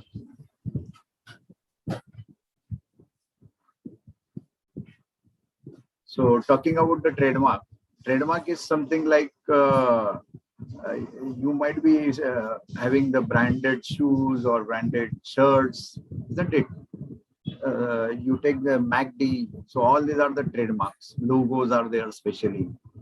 How we come to know this is the branded Ray-Ban wala goggle, isn't it? Dell computer or Apple iPhone. So all these are the trademarks which are used for the originality of the product. Patent, it is something kind of license that is been given for your innovations, for the original work. Okay, when you come out with some formation of new chemical compound, formation of some new fuel, okay, or coming out with the new gadget, something different, the gadget that will work as a computer, television, or something robot, doing multiple activities. The gadgets which are, or the equipments which are used for surgery purpose, robotic based surgery we say, all this can be patented. because hardware is involved. I will come to that discussion in detail further. Then industrial designs are there. Nowadays, you might be knowing a lot of design schools are there. The furniture, you take the designs, you see the product around you. हम बोलते हैं comfort chair. So there are so many patterns of the chair, means which even in reality you might not have seen. So many different patterns you will find. So that comes under the industrial designs. The product, the look and feel of the product. Then trade secrets. The best example is like Coca-Cola. कभी अपना formula उन्होंने patent भी नहीं करवाया. Only their trade secret is with the IP office. Okay, there are some reasons behind that. So what exactly this patent is? So it is a kind of license, I will say, that gives you the exclusive right for your innovations, and based on which you can come out with the, means if that particular innovation is solving or addressing some big problem in the society, so that is patentable. So far our certain myths that we carry कि patent खाली industry के बंदे को दिया जाता है. No. Patent खाली जो रॉकेट्स आए, जो नासा या बड़े बड़े फार्मास्यूटिकल कंपनीज होती है, दवाइयाँ बनाई जाती है, इनको ही दिया जाता है. Not only that, patents can be at academics also. Patents can be for non academic person also. आप में बस वो इनोवेशन लाना है और काम करना है. Okay, so it covers what? After filing the patent or getting the patent rights, you get the ownership of that product. यानी उस तरह के concept या product के आप ही owner हो उस particular territory. कल अगर मैंने Indian patent लेके मैं बैठा हूँ product के बारे में, and tomorrow some big investor को एक idea click होता है, वही idea click हो जाती है. So any of the businessmen, whenever they are starting the new concept, first they approach the IP office. IPR office में वो चेक किया जाता है कि इस तरह का प्रोडक्ट अवेलेबल है क्या. अगर नहीं है तो इमीडिएटली इनका पेटेंट फाइल किया जाता है. अगर है, सपोज पता चला कि वह अकबर बिरवे कॉलेज से प्रोफेसर एहतेशाम सर का एक पेटेंट डिजाइन किया हुआ है, okay, but due to lack of funding and resources उन्होंने खाली पेटेंट लेके रखा है. And tomorrow some Reliance Industry is planning, उनको ये आइडिया पे इन्वेस्ट करना है. They are ready to invest 1,000 crores. See, I'm just putting up the facts. Now, when the industry is ready to invest 1,000, but without Ehtesham sir's permission, they cannot start that. This is the power of patent. Now they need to talk to Ehtesham sir और उनको बताना है कि भाई हम interested है आपके idea में इन्वेस्ट करने के लिए, चलो एक एग्रीमेंट बना लेते हैं. ओके, एक एग्रीमेंट बनाने के बाद with in day sir can become a millionaire. Okay, Phunsukh Wangdu, वो स्टोरी सुना होगा आपने मूवी में. Okay, he was having around 400 patents. That was the thing. Innovations, छोटी छोटी चीजें उन्होंने साइकिल के थ्रू एक आटा चक्की बनाया था. Okay, that is a patentable project. Something different. Getting my idea? So that way you need to classify and you should have that awareness. देखो, अरे यार ये कुछ हटके. So immediately the guide as well as the students, you should give the thought on this and can we go for patent. कुछ भी help लगे इसके related, I will there to help you out. Okay, anyway, so आपको ownership मिलती है. आप एक तो कंपनी के साथ एग्रीमेंट बना सकते हो, नहीं मुझे 200 करोड़ नहीं चाहिए, 100 करोड़ नहीं चाहिए, मुझे 50%, 60% मुझे ओनरशिप चाहिए उस कंपनी में. ये भी आपको ऑफर किया जा सकता है. इक्वल पार्टनर, प्रॉफिट वाले पार्टनर, लॉस वाले पार्टनर नहीं कि जितना प्रॉफिट होगा उसका 50% मैं लूंगा. You demand anything, you may get it. Second, अगर रिलायंस इंडस्ट्री ने एहतेशाम सर को बाईपास करके उस आइडिया को इम्प्लीमेंट किया और पता चला कि उन्होंने कुछ 500 करोड़ का मुनाफा कमाया, Aitesham sir can go to the patent office and he can just legally file. और ऐसा नहीं कि काफी समय लगता है. He can sue the Reliance industry for whatever amount he want. 2000 crore बोलेंगे तो 2000 करोड़ देना पड़ेगा. ये ताकत होती है पेटेंटिंग की. वरना उस लाइसेंस पे जितने भी कंपनीज चल रही है सब कुछ सील किया जाता है. That is other legal aspect. I will not talk into that. But then these are the things. कि भाई इतना सीरियस क्यों है ये topic? Why we should be serious? मैं मेरे प्रोजेक्ट डॉक्यूमेंटेशन में किसी की 2 लाइन ले ली तो क्या फर्क पड़ता है. Because it is contributing as one of the factor for your degree. आप डिग्री लेके कोई कंपनी में काम कर रहे हो और ऐसा अगर कॉपी किया हुआ डिग्री लेके आप कंपनी में जा रहे हो, it is spoiling the image of company as well as at the national level. Plus university की, इस यूनिवर्सिटी में कॉपी किए हुए प्रोजेक्ट्स को मार्क्स दिए जाते हैं. फिलहाल ये अवेयरनेस नहीं है इसलिए चल जाता था, लेकिन ऐसा नहीं होने वाला है फ्यूचर. आफ्टर 10 years ऑल्सो किसी ने आपके प्रोजेक्ट को निकाला और ऑब्जेक्शन ले लिया ना, आपकी डिग्री पूरी कैंसिल हो सकती है. These are the things. Okay, I'm just making you aware. तो फिर से मैं बताऊंगा कि मैं अवेयर करवा रहा हूँ. Okay, so there are legal remedies available. Contracts can be done. You can come out with the application because finally that patent is something your idea. ये आइडिया इन आपके अंदर वो हुनर है, आपके पास वो टैलेंट था, आपने मेहनत लिया है और वो डिस्कवर किया या इनोवेट किया है. तो ऑफ कोर्स इस आइडिया को कुछ ना कुछ अवार्ड मिलना चाहिए या it should be rewarded. That's why our patenting system यानी this comes under the ministry of commerce and industry. तो इंटेलेक्चुअल प्रॉपर्टी राइट्स इस तरह के ऐसे ऑफिसेस का इस्टेब्लिशमेंट हुआ है ऐसे काफी कंट्रीज में. तो हमारे इधर जो लॉ लाया गया 1970 में, I will talk about that. Okay, so it is describe as an invention for which the inventor claims the exclusive rights, which can be new, novel, useful, not obvious, pertains to patentable subject matter. Okay, तो काफी इसके benefits होते हैं. कुछ लोग अलग अलग type के रोबोट्स बनाते हैं जो काफी यूनिक काम कर सकते हैं. Robot which can be used for cooking purpose, it can be patented. A robot which is used for cleaning the house can be patented. A robot which is designed for sensing the gas leakages can be patented.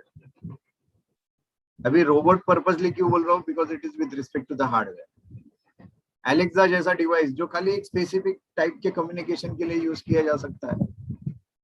अभी काफी farmers को दिक्कतें होती है, उनमें awareness spread करना होता है. यू कैन हैव द फार्मो जैसा एलेक्सा है वैसा फार्मो करके या कुछ ऐसा आप बना सकते हो, डॉट या bot. Farmers will talk to that and they will get all the information only related to the agricultural field. Don't you think something innovation? Yes.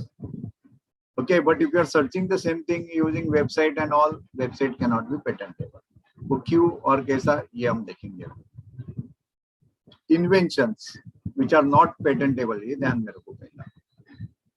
The discovery of new entities which does not increase the efficiency. मैंने कुछ नया बनाया लेकिन पता चला जो current system है वो बेहतर है.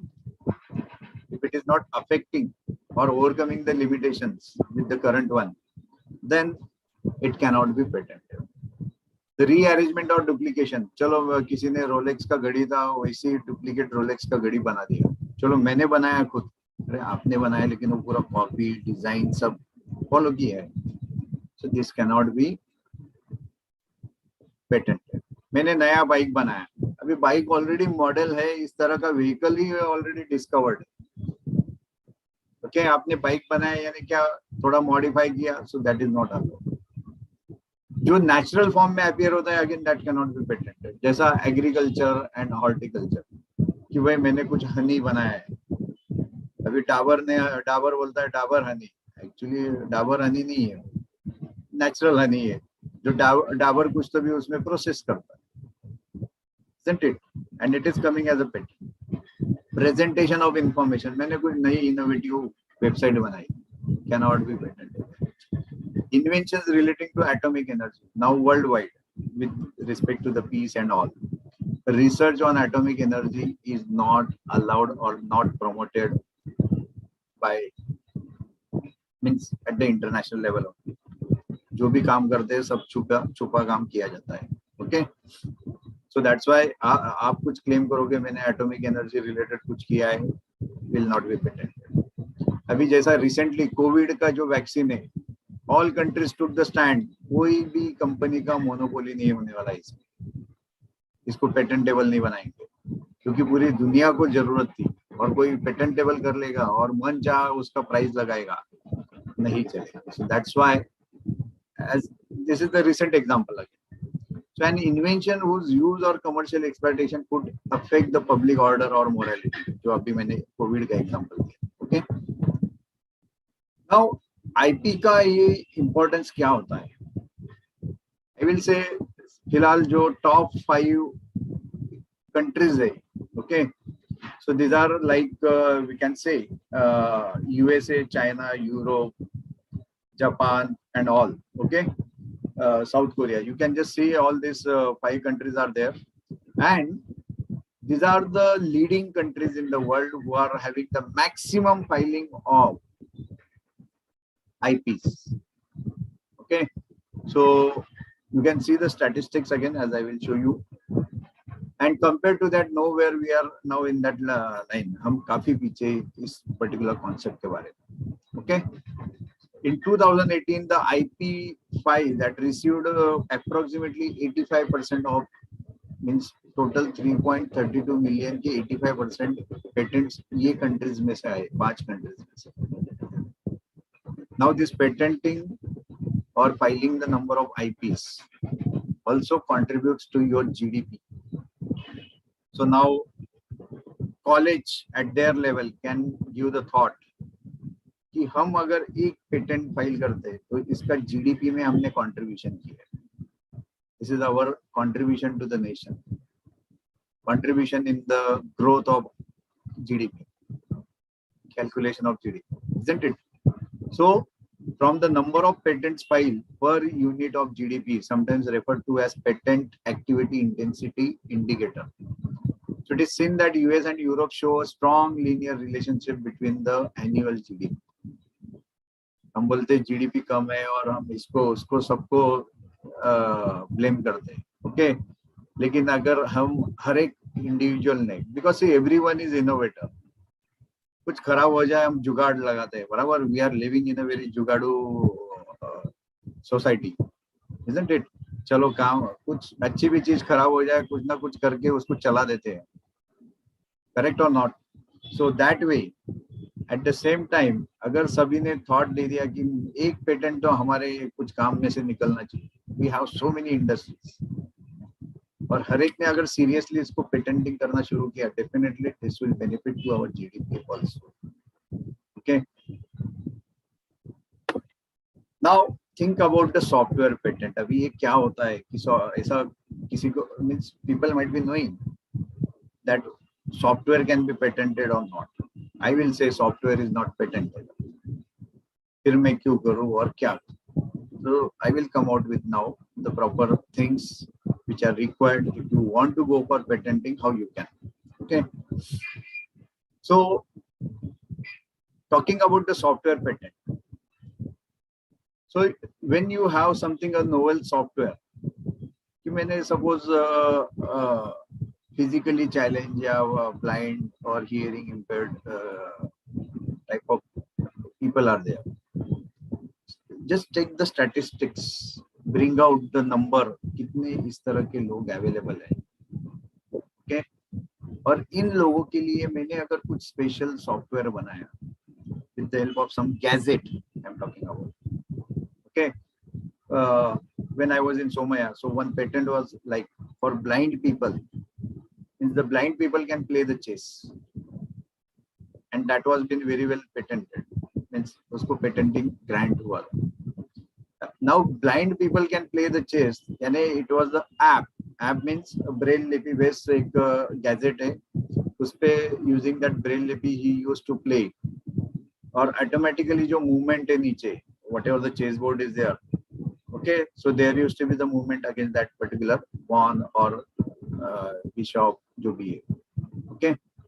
So in that manner this game was been innovated and it is very well patented, popular है, कभी भी जाओ उधर innovation center में आप देख सकते हो, okay. So there was a software as well as the gadgets which were involved, and that's why it is patented. Pure, when I say billing system, it cannot be patented. So patent on any performance of computer realized by means of computer program, or the computer programs which are considered as inventions like machines, processes, okay, or the patent on an invention that utilizes the computer to manipulate number that represents concrete or real values. So try to understand the history behind this. In 60s, so European country, the first patent was granted, and it was like something कि एक algorithm को patenting दिया गया, okay, कि एक simple function या software set of instruction, okay, because that time no one was aware again in that era. Then in US, the patentability of software was not allowed by the Patent and Trademark Office in 70s until the Supreme Court intervened and ruled in 1981 that a computer program may be granted a patent. तो US बोलता है कि हम patent करेंगे, Europe भी बोलता है हम patent करेंगे, लेकिन इंडिया बोलता है हम patent नहीं देंगे, because it is nothing but a script which is written and transformed for doing some process or executing some process, okay. So इस तरह के जो कुछ अभी भी, and there are some technical aspects, will not go into that, लेकिन ये ऐसे हर एक countries के अपने अपने rules regulation है regarding the patenting. But majority of, you will say, our Indian companies, they file the US patent when they are coming out with the softwares and all. अभी दो चीजें होती, एक तो client based application जब मिलता है, सीधा सीधा कोई कंपनी बोलती है कि अभी HDFC approaches Infosys कि हमारे लिए एक पूरा banking system बना के दो. Now Infosys cannot go for patenting because actually the concept, the system, everything belongs to HDFC. वो नहीं चाहती, and finally उनकी business process है वो effective हो जाए, that's all. But some innovation they are bringing, so that time one can suggest the other. या तो Infosys ने कुछ अपना इनोवेट किया है या इन्वेंट किया है कुछ गैजेट कि आप सीधा लॉगिन बायोमेट्रिक थ्रू कर सकते हो, आजकल हमारे लिए बहुत कॉमन है, but once upon a time it used to be the innovative. तो इसको हम पेटेंट करें क्या? सो HDFC need to give the consent and they can come out with this, so there can be the agreement. So ऐसे काफी aspects है. So this the scenario regarding the allowing the patenting or not. So an example is given, a program that monitors and analyzes the earthquake. So this is something again involvement of some gadgets. Shock level कितना Richter scale पे वो earthquake हुआ है, उसका analysis करना है, और इसके बाद और क्या इम्पैक्ट हो सकता है उसके प्रिडिक्शंस भी कर सकता है based on the data and all. So already in US the patenting is granted, whereas in India we don't allow. Then copyright or patent, ये दोनों में क्या difference है? When we say patent, it is for inventor, okay, the right to exclude all others from making, selling or doing some business, okay. Whereas the copyright, हमारे इधर जो copyright है majority like film industry में काफी उसका ये किया जाता है, use किया जाता है, because it is the novelty, उनका creation होता है, isn't it? The music, the song, story, many things are there which goes under the copyright. The copyright protects the expression, but not the ideas. Again, patent protects the useful processes, machines, and composition of matters. Okay, so these ways are being classified. Okay, the software patent examples we can see like ये कुछ cases है आपके सामने में place किया है, like कि 1989, Refac International Limited sued 6 major spreadsheet publishers, including Lotus, Microsoft, and Aston Tate, claiming they had infringed on US patent. ये story है. हम Microsoft Excel जो spreadsheets आती थी, उसको use करते हैं, उसको Excel बोलते हैं. Lotus 123 जो product आया था, उसमें भी उस तरह की spreadsheet available थी. I mean, your faculties might be knowing they had used the Lotus. So these 3 companies were there, और वो बता रहे थे कि ये spreadsheet हमारा है. So the patent deals with a technique called natural order recalc. Okay. So common feature of spreadsheet program that allows the change in one calculation to reverberate through a document. हम formulas वगैरह add कर देते हैं. So this Refac itself does not have a spreadsheet program and is not even in the software industry. So its business is acquiring the licensing and litigation. Okay. And litigating the patents. So this was the case. The another case I would like to discuss, to view the internet or to browse the internet, browser is required, isn't it? Netscape Navigator was the first browser. It's almost before the Microsoft Internet Explorer. तो Netscape Navigator ने अपना ये browser बनाया था जो internet exploration या browsing के लिए काम यूज किया जाता है. Microsoft अपना एक ऑपरेटिंग सिस्टम चलाता था, Windows that time 3.1, Windows 95 they introduced, and when internet was there, so they came out Internet Explorer. कुछ नहीं, सेम प्रोग्राम था, कुछ पता नहीं उन्होंने क्या किया और खाली वो एन निकाल के इन्होंने ई ऐड कर दिया. So they added the E, okay, and claiming that this is the Microsoft product. And then Netscape Navigator sued the Microsoft, और उन्होंने इतना फाइन लगाया था, huge amount was been fined by the Netscape Navigator, and Microsoft was ready to pay the fine. Means they paid also, but they continued. यानी इस तरह का revenue Microsoft generate कर रहा था. Okay, so there are many things where Microsoft has came out with a lot of infringements. Infringement जो होता है कि violation of patent rules and all. So with respect to our softwares or your project, you should know all this certain things, what was there and what is there currently. Okay. The other example, like a British patent in 1962.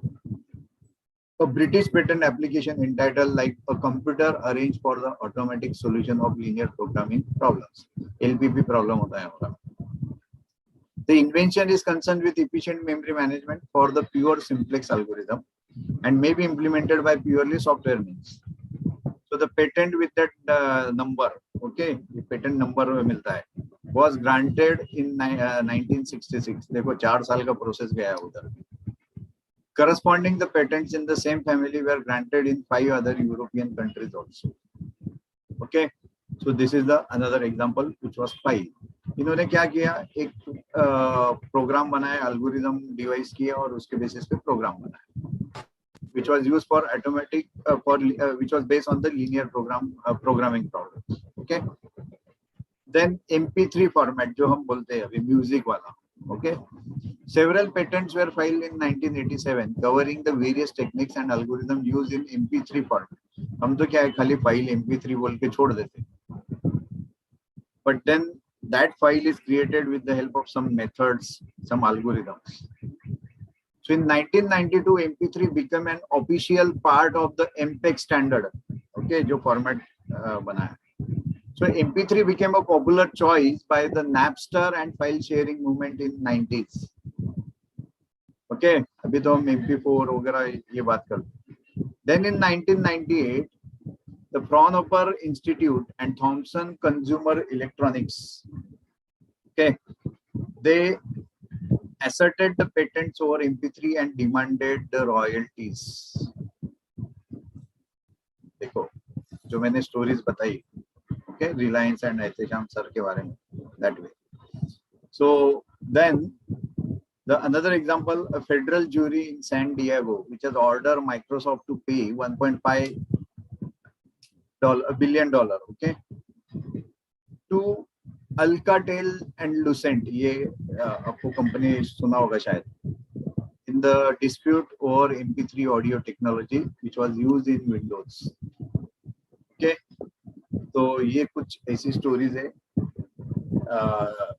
जो आपको यानी all these are the related to the US and all, because most of the software patenting is been entertained in countries like Australia, US, Germany.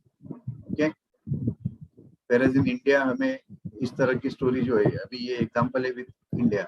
Software is not patentable in India, जो मैंने starting में भी बताया आपको. Software is directly patentable in Japan, whereas in under the Asian countries as well as the Australia. No patenting law in the Philippines does not categorically include softwares, but there are unvalidated reports that the IPO has patented computer algorithms included in several inventions. Okay, so these are the facts through sources I'm just sharing with you all. अभी ये क्यों नहीं किया जाता है? Because the patenting the software inventions promotes the investment in the research and development. Patent must publicly disclose the invention.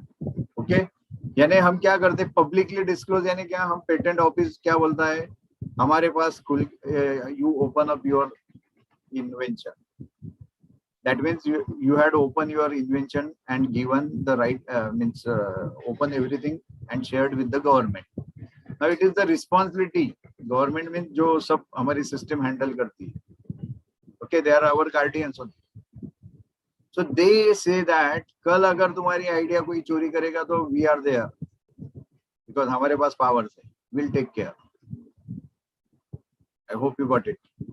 Second way, government बोलती है कल अगर किसी ने कुछ इसका infringement किया हम आपको benefit करवा देंगे legal remedies से. You don't need to worry. और जब आपका कॉन्सेप्ट हमारे पास आ जाता है तो हम इसको प्रोटेक्ट करेंगे. प्रोटेक्ट यानी डिस्क्लोज नहीं होगा. Okay, so patenting software invention promotes investment. Then the patent must publicly disclose the inventions. Patents accelerate the software development by making previously unknown and non obvious software inventions public. The organization should be able to protect their IPs. Okay. So the protection for software by patents is already sufficiently limited and facilitates the entry of new firms with a limited asset base or difficulties in obtaining the finance. अभी जो recently startups वगैरह आते तो इसको काफी government promote करता है. So before sharing any idea or anyone, first go to the patent office, file for go through the IPR process. Whatever the cost is involved, so government is giving the subsidies, government waive off that fee of registration, patenting process and all, and at the same time it also protects your business, isn't it? So these are the benefits that are happening here. At the same time, see, the developers may be forced to pay the license fees for standards that are covered by patents. So these patent applications are often kept secret, and hence that developers have no way of knowing if useful or new idea may become patented in the future and no longer available to them. At the same time, so the legal actions are involving over for all this related to the we call these expensive or slow and unpredictable processes related to the IPR. India may still it is quite economical, whereas in US and all that time it was very costly. लेकिन अभी कैसा है promote करने के लिए काफी कुछ fees कम किया गया है. And only the thing is हमारे अंदर awareness नहीं है इन चीजों के बारे में. Okay. Nowadays many institutes also promotes all these things. So the main objectives, now this is on behalf of government, I will say the objectives of granting the IPR. कोई भी country क्यों IPR को grant करती है या क्यों promote करती है? First of all, इसका benefit क्या होता है? जो institution से IPR निकलता है या patent वगैरह ऐसा कुछ evolve होता है. So the performance level of that institute, of course, it enhances enrichment hota hai udhar, gives the recognition and financial benefits to the efforts for the creativity. It creates the competition among the researchers and institutions for the creativity. So to create for then at the same time return on investment, fastens the technology transfer through licensing and other means, and also benefits the society. Okay, so these are the main objectives. तो 1970 में हमारे इधर patent act आया था और 2005 में amendment हुआ है, यानी 35 इयर्स के बाद में कुछ अमेंडमेंट होता है, यानी कुछ केसेस आए ही नहीं. People were not aware only, and today also the scenario is same. And that is applicable when you file the patent anywhere in India. So it is covering the entire region, entire country. Okay, and it is coming under the Ministry of Commerce and Industry. So there is a protection from central government. Okay, invention relates to a process or a product or both. It also involves an inventive steps. Okay, so talking about the validity, अभी मैंने patent ले लिया तो ये कितने साल तक government मुझे इसमें प्रोटेक्शन देगा? 20 साल तक हमें प्रोटेक्शन मिलता है. सपोज आपने आज प्रोजेक्ट बनाया, आपके प्रोजेक्ट को अगर कुछ इनोवेशन सही में उसमें एग्जिस्ट कर रहा है, you can very well go for patenting, filing the patenting and all. सबसे पहले एक एप्लीकेशन करके रखो, वो प्रोसेस में बताऊंगा अभी अगले स्लाइड्स में. उसका एग्जामिनेशन होता है and then once the patent is granted, तो आज आप ओनर बन जाते हो कॉन्सेप्ट का. और पेटेंट ऑफिस ने ग्रांट कर दिया यानी something it is unique in the country. Okay, लेकिन ऐसा भी नहीं है, कल किसी को लगा, किसी ने चैलेंज किया है, ऐसा कुछ इनोवेशन नहीं है, ये इन्वेंशन नहीं, वो अगर साबित कर दिया तो हो सकता है आपका पेटेंट जो ग्रांट किया है वो विड्रॉ भी हो सकता है. Okay okay, and even if it is granted, so after 20 years you need to renew again with the same innovations and all, to justify करना होता है. He is Rideshwar Vatti, the youngest patent holder of India. Can you see that game? It is a chess board where 6 players can play at a time. Okay, so that is how that game is designed, and something innovative. So this was been patented. अगर आपका patent जब कोई इंफ्रिजमेंट यानी कोई काफी पैसे वाला बंदा है, आप उसके सामने टिके हो, लेकिन कल वो आपकी आइडिया लेके एक बड़ा कंपनी सेटअप कर रहा है, लाखों करोड़ों कमा रहा है, ओके, और आपको कंसिडर नहीं किया जा रहा है. सो इन दैट केस अगर आपके पास पेटेंट है ऑफिशियल फाइल करके रखा है, so you have the protection. So this legal remedies are available. So patent office will see to that you get the royalties, profits from the court of law. For copyrights, the possible injunction or possible destruction of copies. For trademarks, possible injunctions are there. For patents, possible to have license revoked. Okay, so these are the remedies for IPR infringement. Okay, एक Apple और HTC का case आपने सुना होगा, और iPhone. Okay, so जैसा HTC ने कुछ एप्पल का ये डिजाइन जो पेटेंटेबल डिजाइन था उसको चुराया, and they were making the money and trying to resembling themselves कि we are like iPhone only and all. Okay, so that time Steve Jobs काफी गुस्से में, और उन्होंने एक स्टेटमेंट किया था कि we think competition is healthy but competitors should create their own original technology, not steal ours. Okay, तो वही जो बनाना है खुद अपना इनोवेटिव क्रिएटिव करो. Okay, so it matters a lot. You might be knowing this great scientist doctor Raghunath Mashelkar sir. He was director of CSIR. So when he was the director that time, ऐसे ही एक publication through गए कि भाई US ने हमारा जो हल्दी वाला पेटेंट है वो अपने नाम पे फाइल करके रखा है. एक्चुअली वो यूएस नहीं था, कि हमारी कुछ दो इंडियन थे जो उन्होंने यूएस में जाके उसका पेटेंट लेके रखा था, और उसको ऐसा दावा किया था कि that this is a medicine use for healing purpose. जख्म हो जाता है तो उसको हील करने के लिए उसका यूज किया जाता है. So when he went through that, he investigated and then he fought that case in US. और वहां से जो ग्रांट किया गया पेटेंट है उन्होंने विड्रॉ किया, उन्होंने सब माइथोलॉजिकल एविडेंसेस प्रूव किए, प्रेजेंट किए, और वहां से प्रूव किया गया कि ये जो प्रोडक्ट है turmeric, this is the originality belongs to India.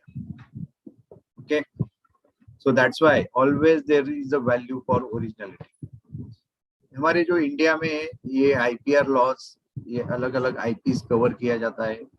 Okay, जैसा patent act 70, then trademark act 99, copyright act 1957, semiconductor and IC law in 2000, design act 2000, geographical indications जो हम बोलते हैं सोलापुर चद्दर या रत्नागिरी हापुस, isn't it? So these are the geographical indications. Nagpur Santra. So all these are the geographical indications. So सवाल उठता है कि how can I get in patent in India for my project, idea or a concept? सबसे पहला, जिस दिन आपको लगता है हमारा टॉपिक यूनिक है और सही में कॉन्फिडेंस है, and by the time it gets publish, तब तक और कोई भी पब्लिक इसमें मत जाओ और उसको पब्लिकेशन मत करो. पब्लिक यानी 4 लोगों को बोल दो कि वो बात अलग है, but don't write the paper publication. अगर आपने रिसर्च पेपर लिख दिया और पब्लिश कर दिया, that is a public, official public. ऐसा मैं 4 लोगों को बता भी दूंगा वो आइडिया, लेकिन कहीं एविडेंस नहीं कि मैंने वो आइडिया बताया. लेकिन ये भी ध्यान में रखो कि वो सामने वाला सुन के अपना दिमाग चला के और उसको एक्सप्लोर ना करे. Try to keep it confidential as much as you can. And for any help, I told you, अगर मेरी लिमिटेशंस के बाहर हो तो I can connect you to some experts also, और even you may have some experts at your institute level. And what you can do is कि इसको आप एप्लीकेशन यानी लाइन में खड़े हो जाओ, लाइन में खड़े हो जाओ, नॉट इन फिजिकल, कि एप्लीकेशन नंबर ये मेरे पास आइडिया है, ये ऐसा ऐसा है, इसके बारे में मैं डिटेल में बता दूंगा. And by the time you are working on the design, prototype and all, so you get sufficient time between filing to publication. You have 18 months. आप फाइलिंग जो प्रोसेस है एप्लीकेशन के बाद, उसको और 6 महीना एक्सटेंड कर सकते हो, यानी कम से कम 2 साल आपके पास है. लेकिन आपका क्लेम हो जाता है कि ये एप्लीकेशन हमने प्रोड्यूस किया है, you are the first. Okay, हो सकता है सेम आइडिया 4 लोगों को भी क्लिक हो, लेकिन सबसे पहले जाओ पेटेंट ऑफिस में खड़े हो जाओ. उसका cost, filing and all that process not more than 2000 rupees. एक बार आइडिया फाइल हो गया, फिर उसके पब्लिकेशन, तो उसके लिए पेटेंट अटॉर्नीज होते हैं. They take care, they help you, they do the drafting and all. साथ साथ में आप उसके प्रोटोटाइप पे काम करो, वर्किंग मॉडल रेडी करो. ओके, इवन उसका डिजर्टेशन तक मत करो. अगर आपको लग रहा है कि अभी एग्जाम है और उसका डिजर्टेशन बनाना है, तो उससे पहले एक काम करो, go to the patent office and apply.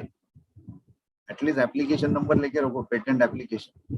Okay, and then later फिर आपका जो आया हुआ प्रपोजल है, इसको पब्लिश किया जाता है पेटेंट ऑफिस के पोर्टल पे, when you are confident providing the design, diagrams and all. फिर उसका एग्जामिनेशन का प्रोसेस चलता है. एग्जामिनर यानी अभी आईटी रिलेटेड कुछ पेटेंट है, so there are experts from the field, all doctorates and all, they are highly trained people, और वो पूरी दुनिया में से वो इन्वेंशन ढूंढ के निकालते हैं बराबर, कि ऐसी आइडिया दुनिया में है क्या, सही में इनोवेटिव है क्या. अगर उनको सही लगता है तो सीधा आपको पेटेंट ग्रांट किया जाएगा. अदरवाइज वो अपना एक फर्स्ट एग्जामिनेशन रिपोर्ट बनती है, उसमें अगर कुछ क्लेम्स आए, क्लेम्स के अगेंस्ट कुछ ऑब्जेक्टिव्स है या ऑब्जेक्शंस है उनको, so those objections they will ask for clarification. Okay, तो फिर ये सब प्रोसेस होती है. फिर आपको क्लैरिफिकेशन देने होते हैं, तो थोड़ा हमको लीगल टर्म्स में बात नहीं कर जाता है. So there are IP attorneys who are available, जिनके साथ भी आपको कॉन्फिडेंशियल एग्रीमेंट करना होता है, और उनको सब आपको बताना होता है कॉन्सेप्ट. फिर वो बराबर ड्राफ्टिंग करके आपको पेटेंट करवा देते हैं. Okay, so this is how the process is and the flow chart which is given here. See, मैंने जो बताया, प्रोविजनल एप्लीकेशन, फिर 12 महीने का समय मिलता है complete application. Okay, So that way you can just go through all this process. Nowadays it is possible online also. You don't need to go. You at Vadala only there is the office, what we call that area. हमारा IP office जो है, okay, Mumbai IP office. Then so these are the fees, prospective fees which are available. तो ये vary होती है depending on your case and all. This is how the application format is. ये एक US patent है. और this patent is regarding like artificial horizon altitude warning system. ऐसी उन्होंने बना के रखी है और उन्होंने claims करके रखे हैं. Relevant work ऐसा किसी का है वो भी हमें देना होता है. Other publications, abstract and all, everything. और एक कंट्री में आपने पेटेंट लिया तो आपको लगता है कि इसका यूएस में भी स्कोप है तो आप यूएस में पेटेंट लेकर रखो. अगर यूएस में आपका कॉन्सेप्ट किसी ने इम्प्लीमेंट किया तो आप उधर कोई भी उसको लीगल रेमेडी आपको सपोर्ट नहीं करेगी. That's why wherever you find the scope is there, take the patent rights in those respective countries.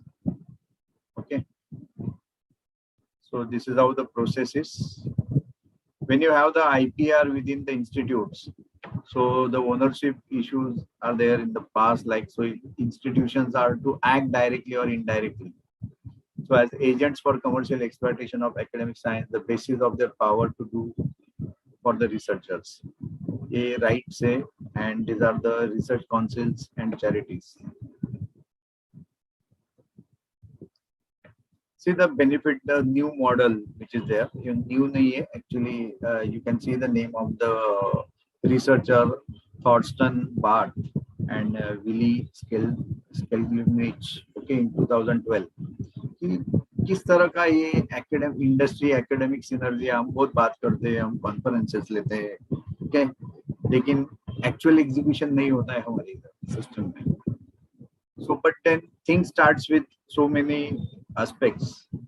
अगर हमारे academic projects अगर सब अच्छे quality वाले निकलने लगे और इसको एक अच्छा shape मिलने लगा, यहाँ से industries उभरने लगी, definitely the university, academic, industry, all they can have a very good model.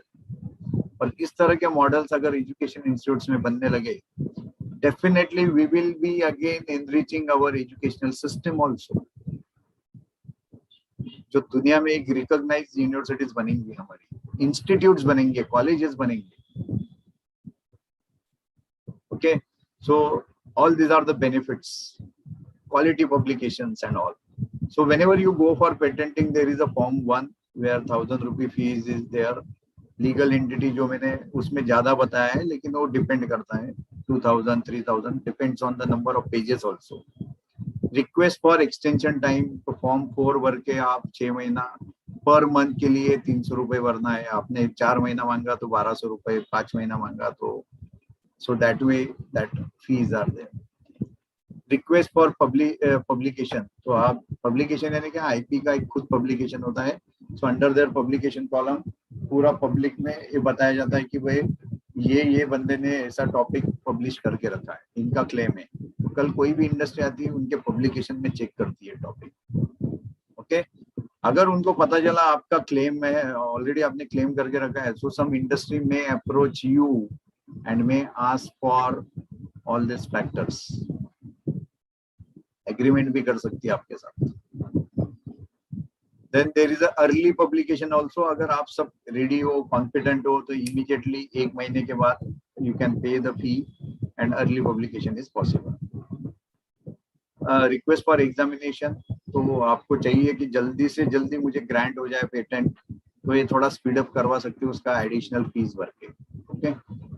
फिर बाद में 3 to 6 years तक आपको 500 रुपए protection fee देना होता है.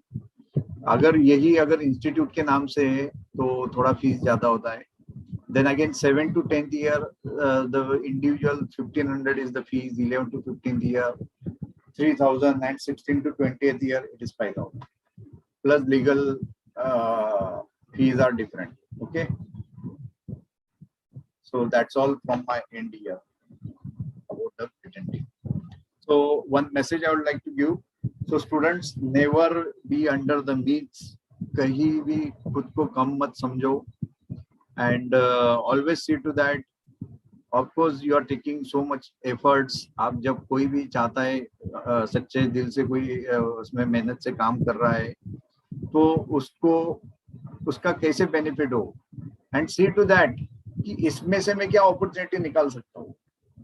ये हमेशा अप्रोच रखो कि मैं जो काम कर रहा हूँ इसमें से क्या अपॉर्चुनिटी निकल सकती है. ये अप्रोच अगर आप अभी से रखोगे तो डेफिनेटली लाइफ में आपको सक्सेस मिलते रहेगी. Okay, so whatever your ideas are there, and share in a very connect with the right people in the right manner and try to explore yourself. Okay, so I wish you all the best for your upcoming projects, and thank you very much to the organizers for allowing me to share whatever the a bit थोड़ा बहुत मुझे जो मालूम था वो आपके साथ share किया.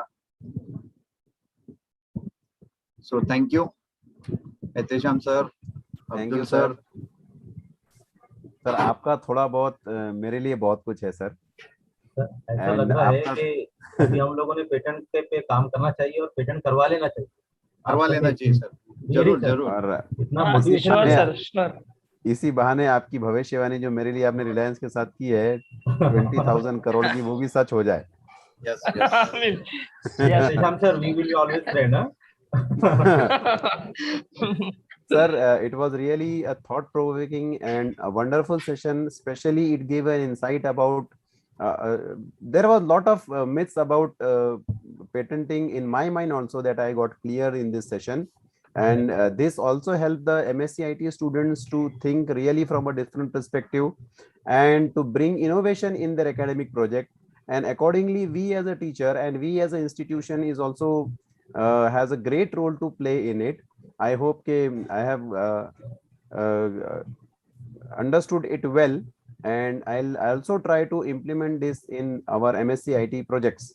Yes, because patent is something that we never thought from that perspective. And thank you, sir. आपने बहुत कुछ हमको अवेयर कराया है, डराया नहीं है. That most of the time we always take it casually. Even if we are doing some research paper, we generally what we do is we take very casually about the citation and references also. Today we came to know that even after 6 months of your degree completion, even after 6 years of your degree completion, the degree can be revoked. That legally it has a provision.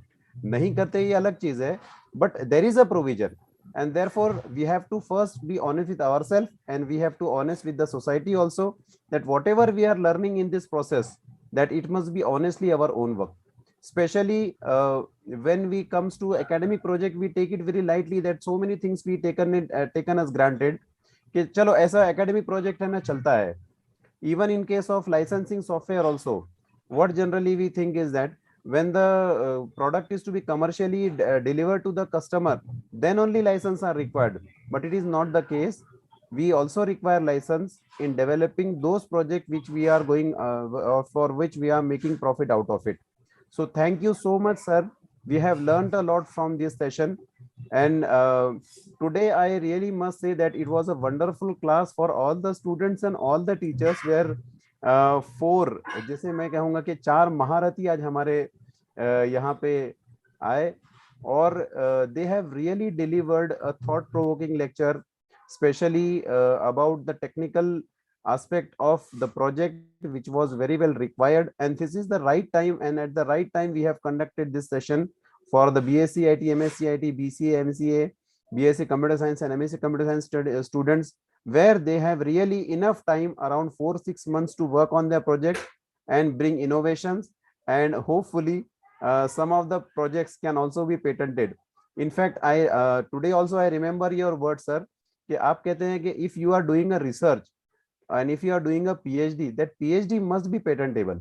So this is a learning lesson for everyone, those who are doing PhD or those who want to go into research, that if you are working and if you are putting some efforts, it must be patented. कि अगर आप इतना effort लगा ही रहो तो फिर वो patent क्यों नहीं हो सकता है.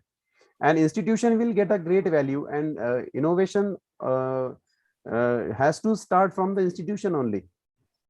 So with this note, we have learned a lot from all the 3 sessions, and with this, I would like to invite Professor Dr. Abdul Sadiq to propose a vote of thanks.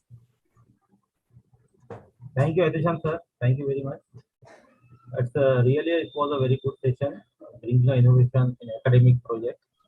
It is my privilege to propose a vote of thanks in this technical and informative webinar on bringing innovation in academic project. As all good things come to end, so also today's program, which was conducted and organized so that all the participants would gain knowledge and enrich themselves. Today's education totally depends on the practical approach, and the project is play a very important role in this. Hence, the Department of Information Technology and the Computer Science of Anjuman Islam Akbar Pir College of Commerce and Economics, coordination with IQAC cell, thought of tapping these students and helping the students to be more focused and innovative in their projects. I would like to thank first of all our speakers for the day who removed time from their busy schedule and came forward to help the students fraternity. Our keynote speaker, Dr. Mrs. R. Srivaram Mangai ma'am. Madam given us the importance of the project and why to do project and how to select the project. Thank you very much, madam, for your wonderful session. I also express my thanks to Dr. Hiren Dunn sir. He is always helping us in all the ways. Sir has explained how to select the project and rightly said, project help to focus more on the problem solving with efficient way, and also explain how to identify the problems. Thank you very much, Hiren sir. Thank you very much. Thanks to Dr. Asif Rampurala sir. Sir, you have nicely explained the concept of project design and modeling. Software challenges like understand the requirement is really a big challenge. If at the first step we get the wrong requirement, and definitely our project will go in the wrong way. And at the last, it will be very difficult for us to remove these bugs. So thank you, Asif sir, and also you have explained software life cycle very nicely to us. Thank you, Asif sir. Thank you very much. And also I have explained thanks to the Dr. Rajendra Patil sir. Sir, you have explained about intellectual property and its importance. It is so nice we came to know what are the legal things in the software development. And also give us a brief about the publications and importance of the patent, trademarks, copyright, industrial rights, and trade secrets. Sir, you also explain about the innovation and inventions. It was a very good session, knowledgeable session for us. Thank you, Rajendra sir. Thank you very much for your wonderful guidance. Thank once again for gracing the occasion with your presence. Next, I would like to thank our principal sir, Professor Hemant R. Jonala. Without whose support and motivation, today's program would not have been possible. Also, our very own director, assistant director of the professional section, Dr. Hanif Lakrawala sir, for always being a guiding force in whatever we do. Thank you, Hanif sir. I would like also thank to our IQAC coordinator, Professor Kirti Mengani, for assisting us in arranging this wonderful program. I also thank all the faculty members of the college and outside of the college who have attended and present in this event. Last but not the least, I would like to thank all the participant students in this excellent program and making it a grand success. Thank you very much, sir. Over to you, Atisham sir.